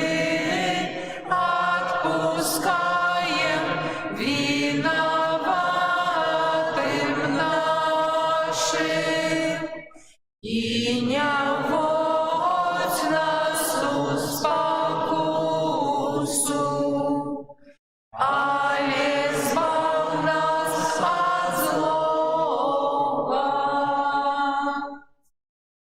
Просим Тебе, Пане, збав нас от усяго злога, дай ласково супокою дни наши, да поможи нам у милосердности Твоей, как мы были завсюды вольны от греху, и захованы до вселяка неспокою, чекали исполнения счастливой надеи и прыща збавцы нашего Иисуса Христа.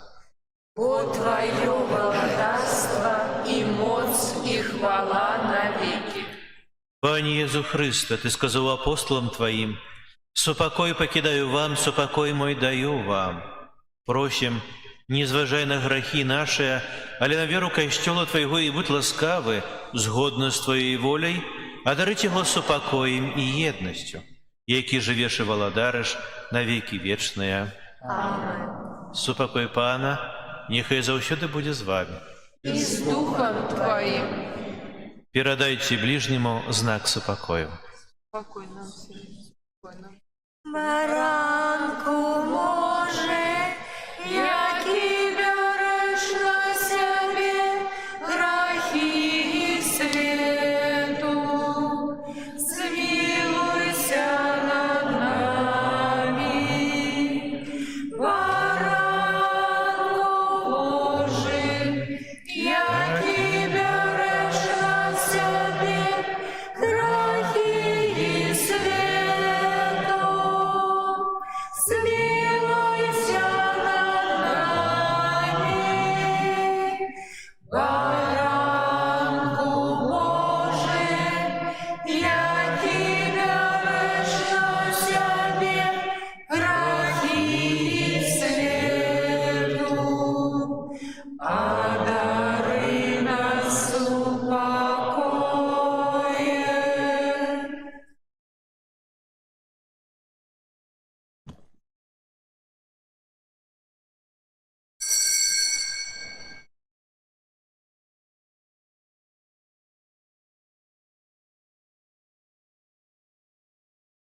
Вось баранок Божий, вось той, хто бярэ на сябе грахі свету, шчаслівыя, пакліканыя на вячэру ягоную.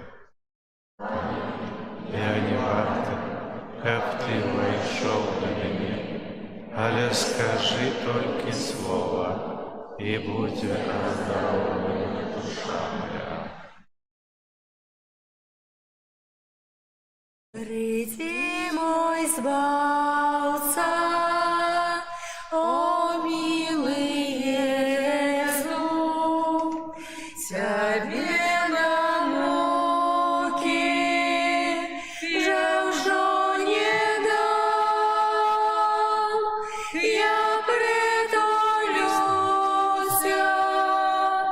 до Твоего сердца и пригорнуся до Твоих ран. Я притулюся до Твоего сердца и пригорнуся до Твоих ран. Приди, мой Збавца, о милый Иисус, Тебе крыш нести я уже не дам. Возьму тяжкий крыш на свои плечи и на Голготу несть буду сам. Возьму тяжкий крыш на свои плечи и на Голготу несть буду сам. Приди, мой Збавца, о милый Иисус, бо Ты мой добрый Отец и Пан. Я уже не здражу Тебе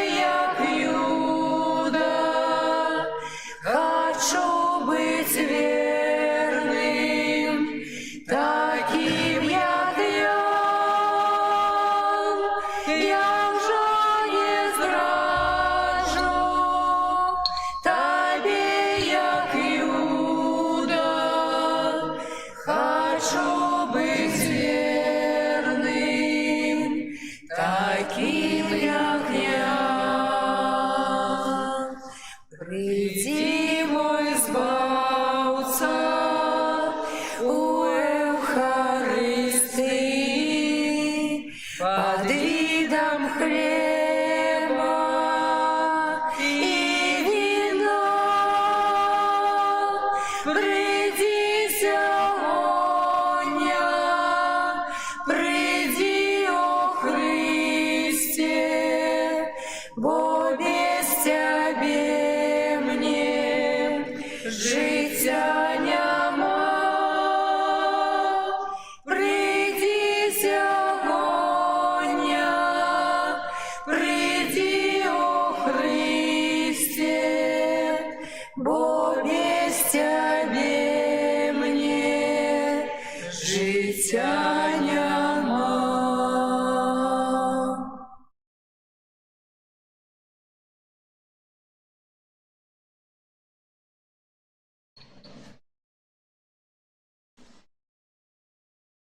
Молимся. Боже наш Ойче, нехай найсвятейший сакрамент очистить нас, и любими Тебе учинить праз Христа Пана нашего.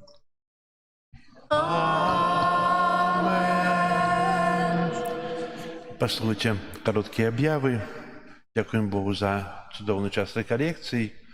Дякую для ксенза Олега Шенди за ахвяру Святої Мши.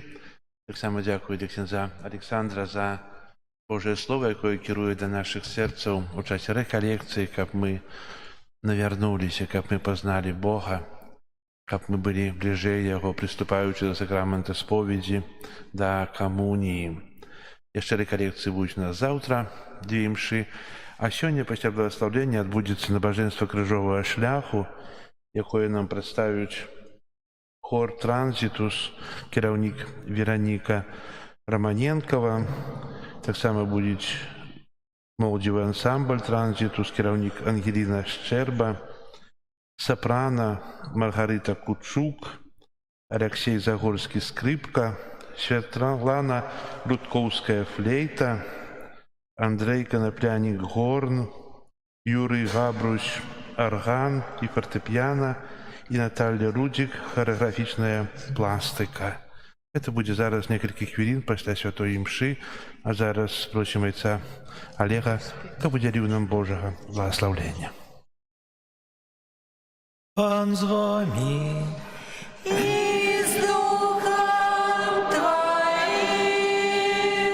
Нехай благословить вас Бог Всемогутный, Отец и Сын и Дух Святый.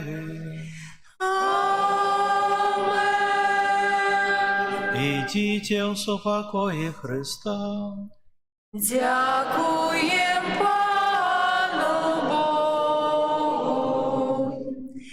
Ангел Панський звездовав Пані Марії і зачала Духа Святого.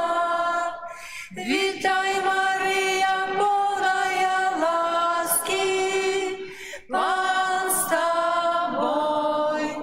Благословленная ты между женщинами, и благословленный плод лона Твоего, Иисус. Святая Мария, Мати Божия, молись за нас грешных, теперь и в хвилину смерти нашей. Амен. Вось я, слуга Панская, нехай мне станется поводле Твоего слова. Вітай, Марія, повная ласки, Пан с тобой. Благословленная ты между женщинами, и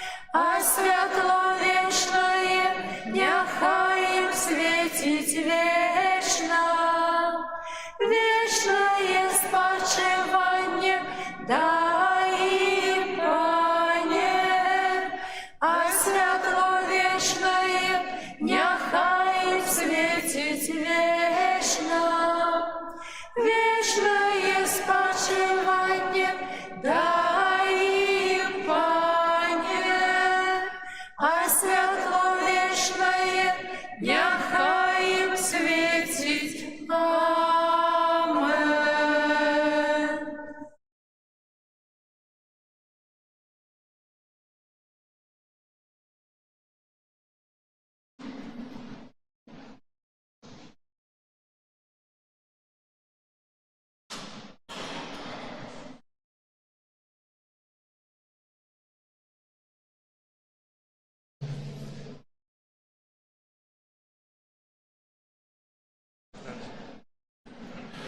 Зараз jeszcze komunia dla chora i rozpoczniecie krzyżowy szlach.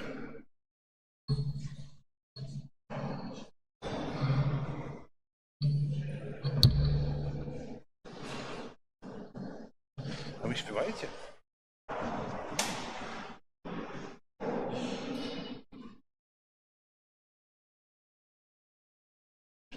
Сейчас вы это.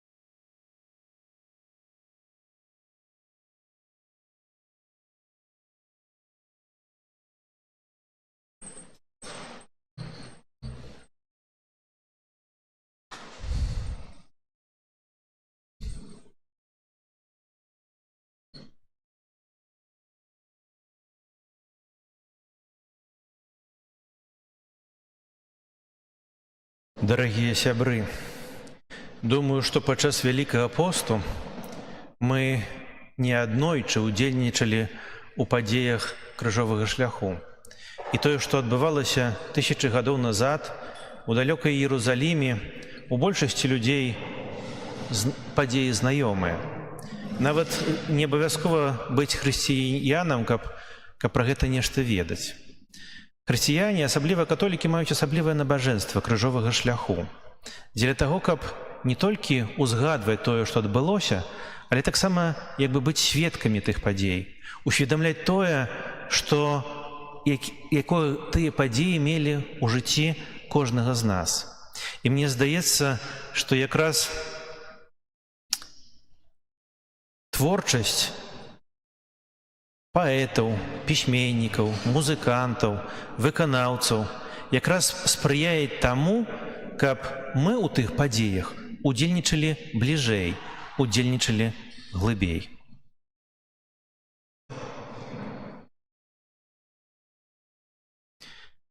У імя Отца і Сына і Духа Святога.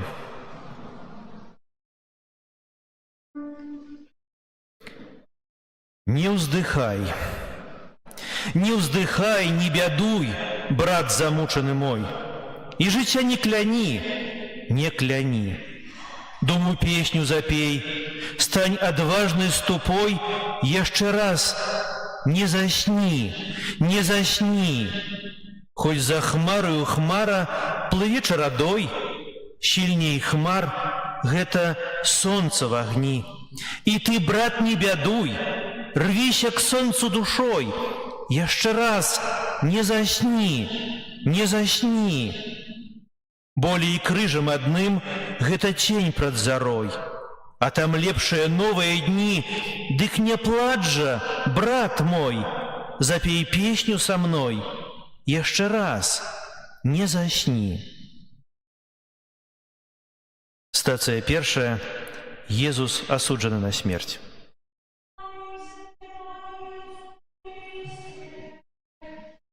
Водка скрыта,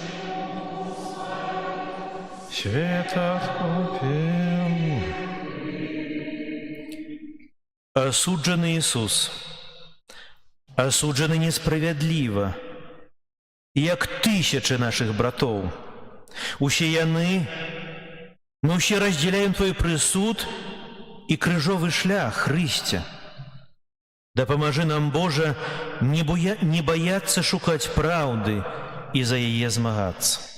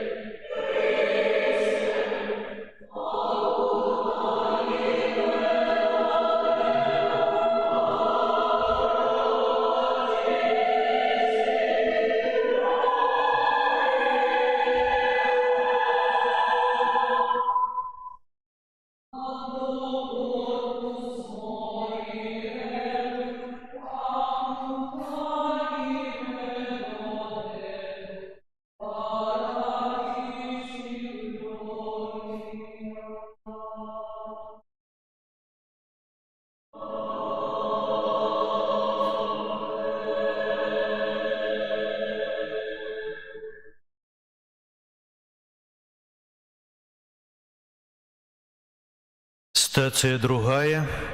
Езус бярэ крыж.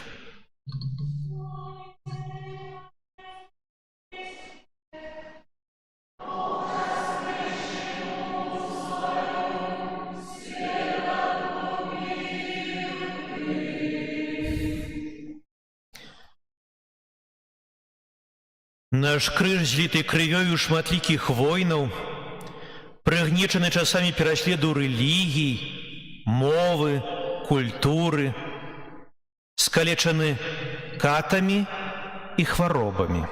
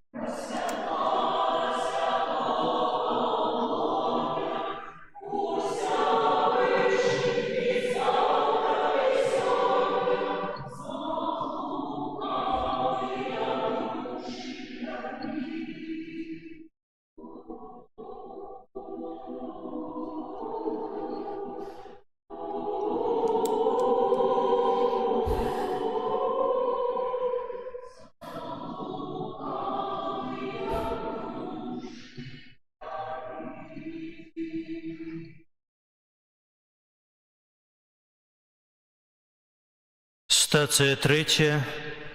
Езус падае першы раз.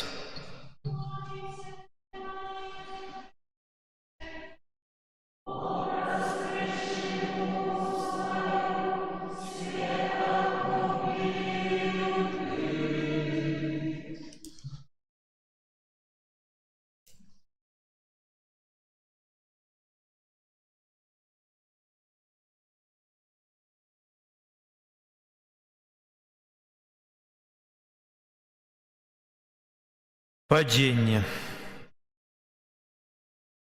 Мы не справіліся з цяжарам ганьбы, прыгнёту і ўціску. Але ж нас шмат, і з намі Бог.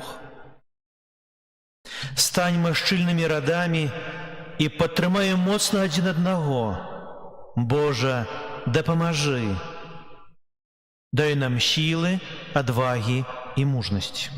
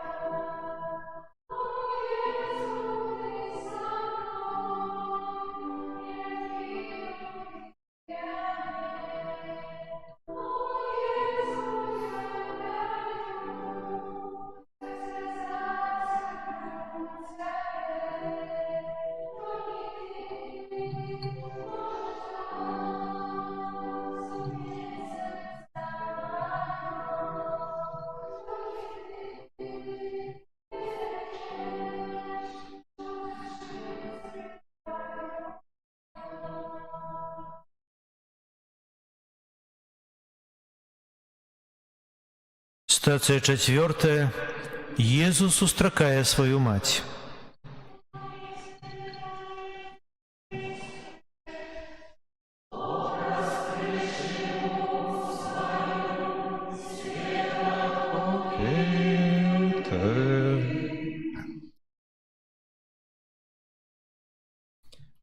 Наш крыж бывае розны.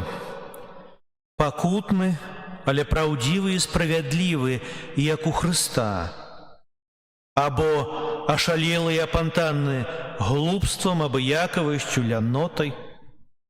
Раней ці пазней мы сустрэнем нашу маці, глянем ёй у вочы і ўбачым, як у люстэрку, тую любоў і міласэрнасць, альбо той боль і пакуту, што чынім адзін аднаму.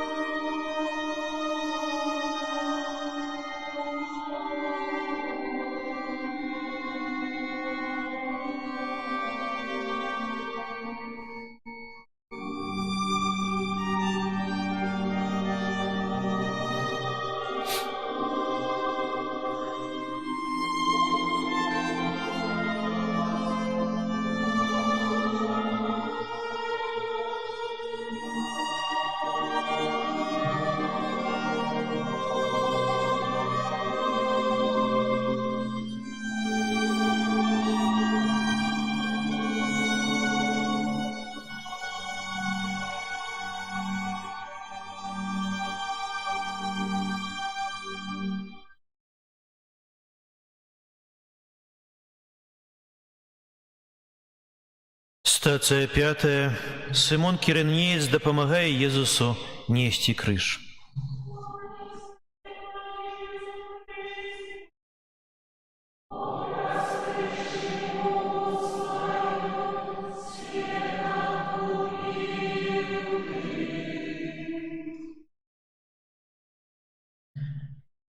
Сымон Кірынеец далучыўся да Ісуса, раздзяліў з ім цяжар і разам з тым паказаў, што не Ісус злодзей. Ён наш збаўца. Такая смеласць і салідарнасць павінна абараніць тваю праўду, Хрысце. Людзі, беларусы, дапамагайце бліжнім, будьце міласэрднымі адзін да аднаго.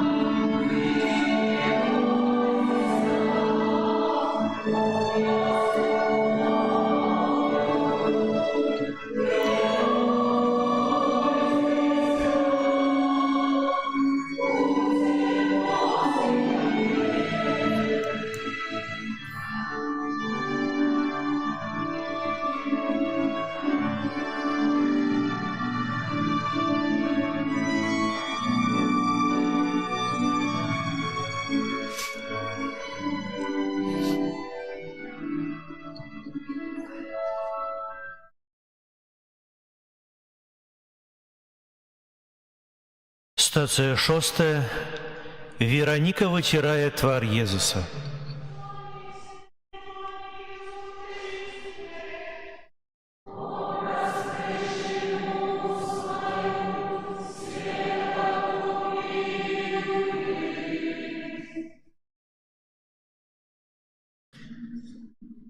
Жанчына выцерла кроў і пот з твару Хрыста.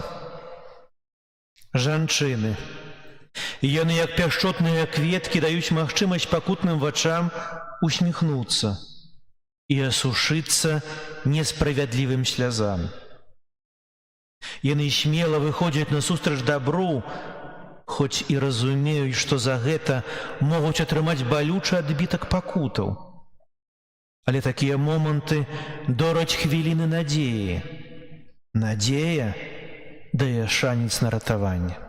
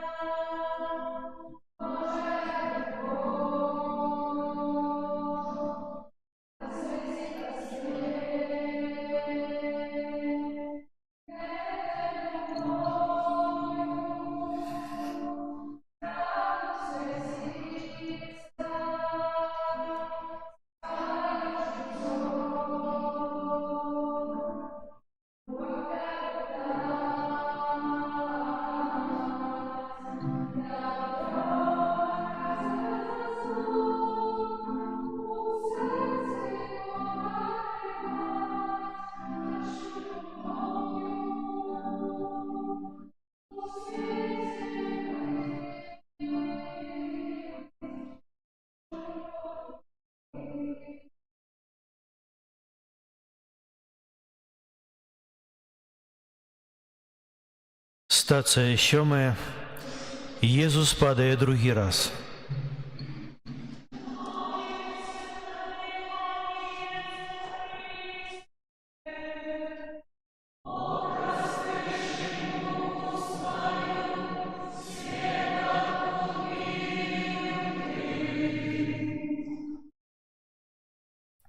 Зноў падзенне? Чаму упаў я? Чаму мы зноў упалі? Хто ў гэтым вінаваты? У чым зноў я саграшыў? Дзе правініўся? Навошта я пакутую? Не задавайма пытанняў, не шукайма адказаў. Давермася Богу. Майма на Яго спадзяванне. Жывіце, дыхайце дзеля збаўлення.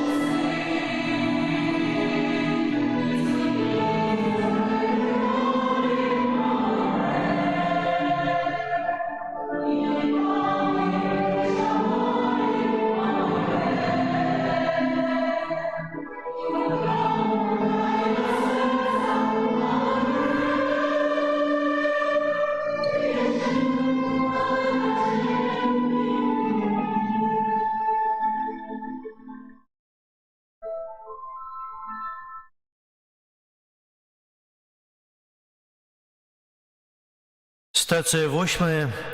Езус уцяшае іерусалімскіх жанчын.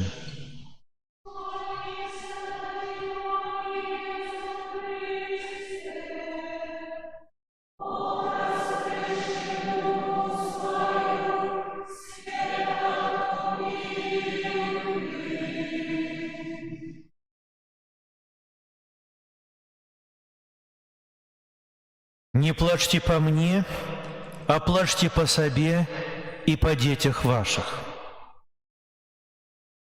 Варто задуматься, что мы покинем пасля сябе, якія рэлігію, гісторыю, культуру, мову пакінем у спадчыну нашим дзецям, нашим нашчадкам.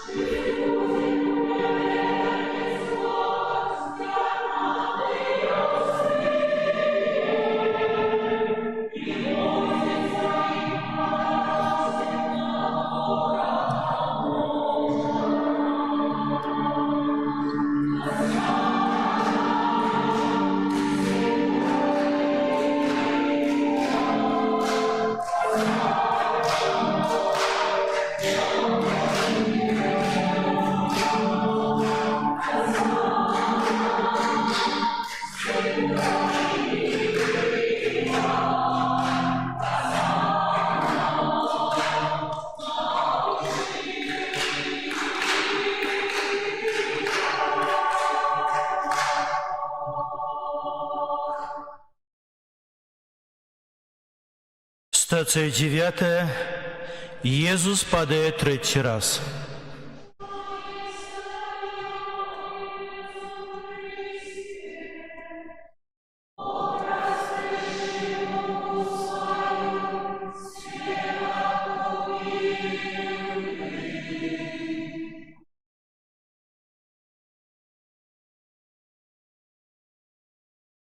Над Иисусом страшенно здзекваліся, бязлітасна збівалі і нахабна плявалі на яго. І ён не справіўся, зноў упаў. Нам часцяком даводзіцца стагнаць смяротным воклічам ад свісту дубінак, стрэлаў зброі, разрываў гармат, уласных грахоў, сваіх падзенняў.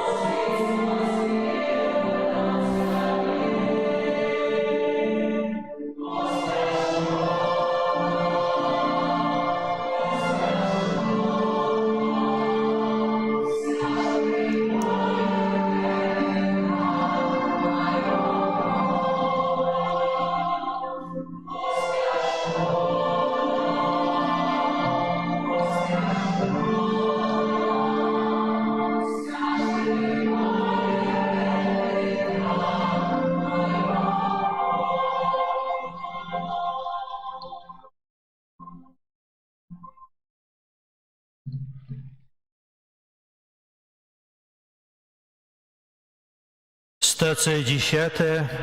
З Езуса здзіраюць адзенне.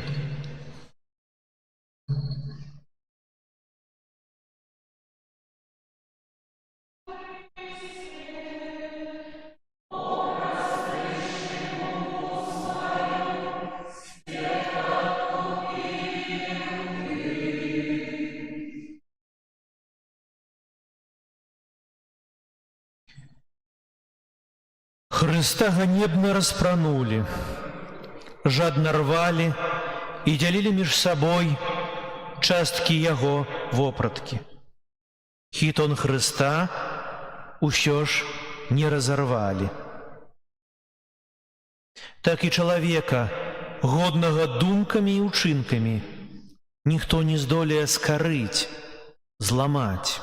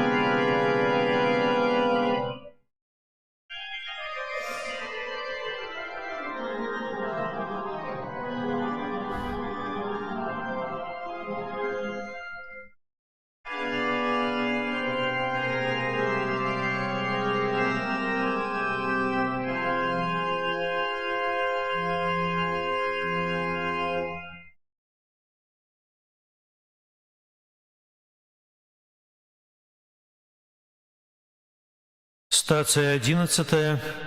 О крыжаванні Езуса.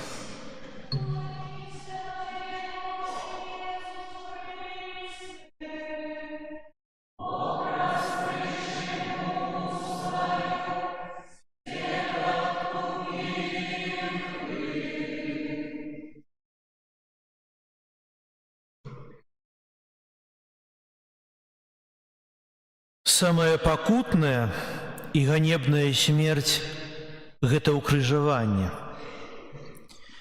Сваімі ўчынкамі мы ўкрыжоўваем Цябе, Ісус. Калі прагнем улады, калі шукаем карысці, або забіваем ненароджаных, разрываем сужэнстві, ажыццяўляем здрады.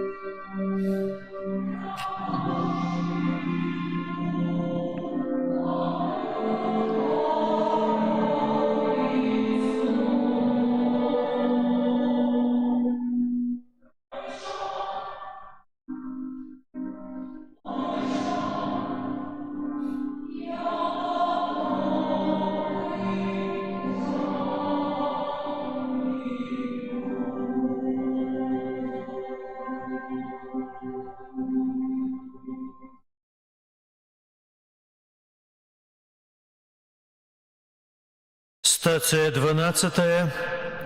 Езус памірае на крыжы.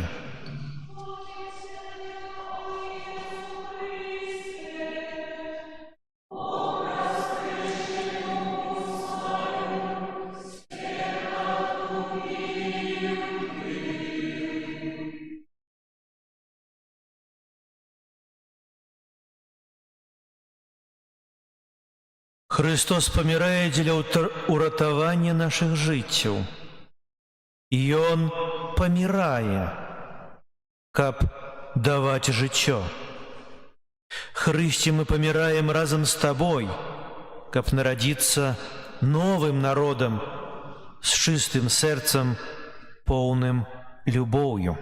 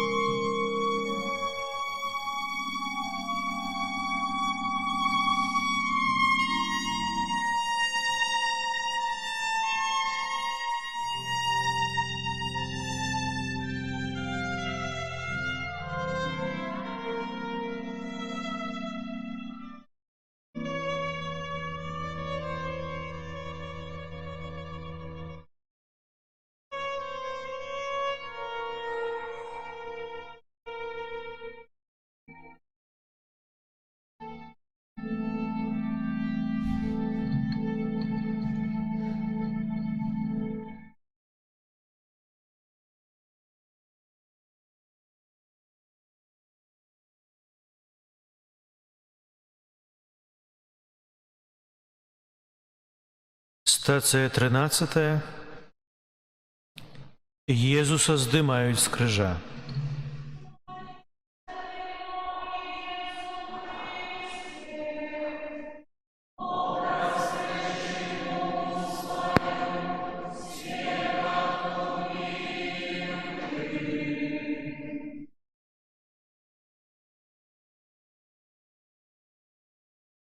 І тады крыж Хрыста апусцеў.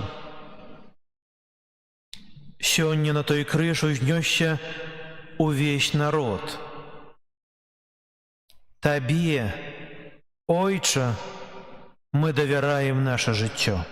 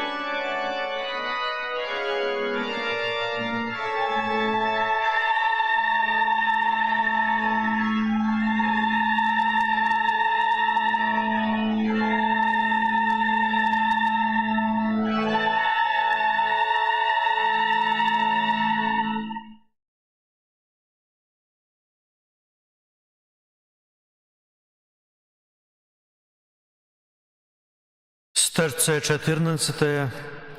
Езуса кладуць у грабніцу.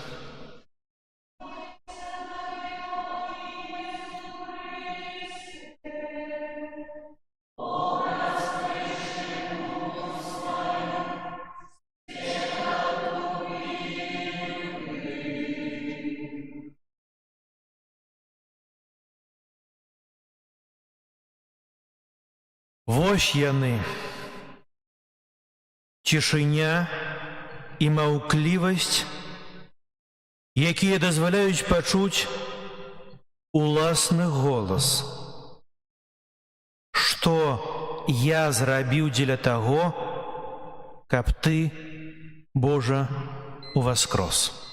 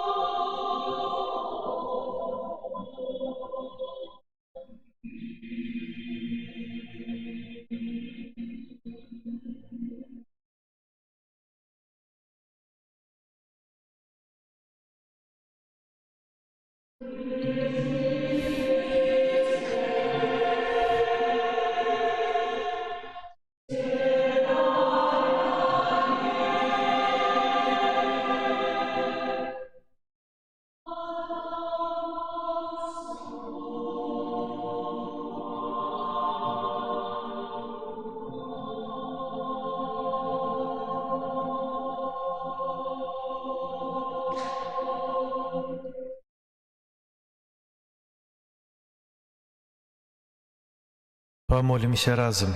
Ойче наш, который святится имя Твое, приди владарство Твое, будь воля Твоя, як у небе, так и на земле. Хлеба нашего штоденного, и нам сегодня, и отпусти нам провины наши, як и мы отпускаем виноватым нашим. И не уводь нас в спокусу, але збав нас от злого. Вітай, Марія, полноски Пан с тобой, благословленная ты между женщинами, и благословленный плод лона Твоего, Иисус. Святая Мария, Мати Божия, молись за нас грешных, теперь и в хвилину смерти нашей. Хвала Отцу и Сыну, и Духу Святому, як была спрадвеку, теперь и завсёды, на веки вечные. Аминь. Дякую всім вам. Паважаны парафіяне заслаў яе і ксяндзу каноніку Антонію, пробашчу гэтай парафіі за магчымасць быць разам з вамі і разам з вамі маліцца. Прыміце Божае благословенство. Пан з вамі. Нехай благословляе вас всемагутны Бог, а Отец, і Сын, і Дух Святы. І ідзіце ў супакоі Христа.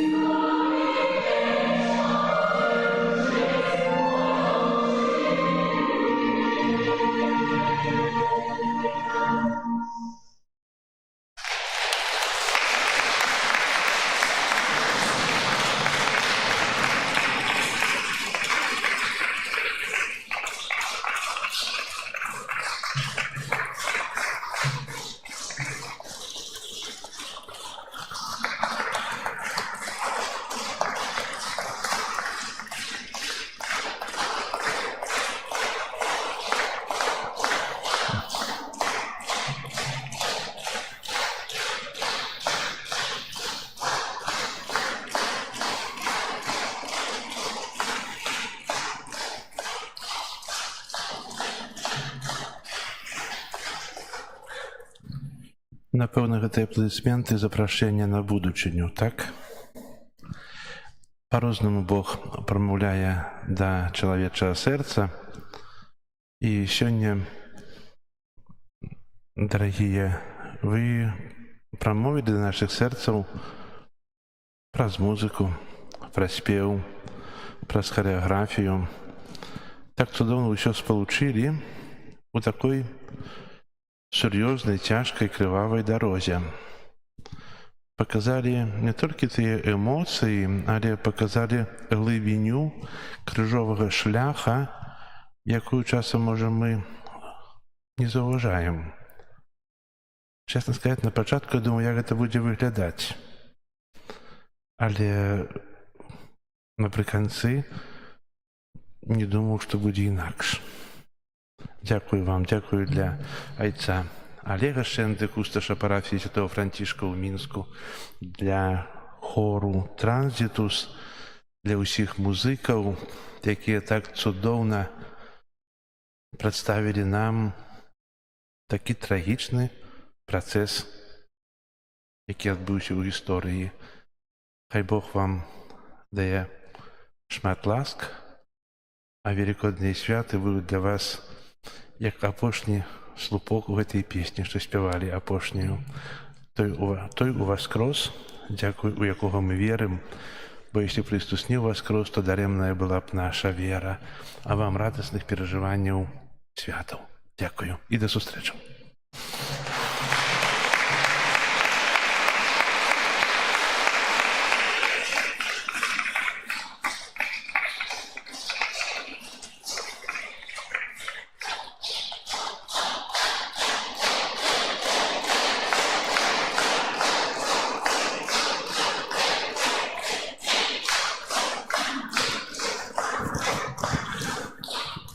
Зараз ксёндз Олег зменіць троху разважанні і застанемся яшчэ на адзін крыжовы шлях. Так?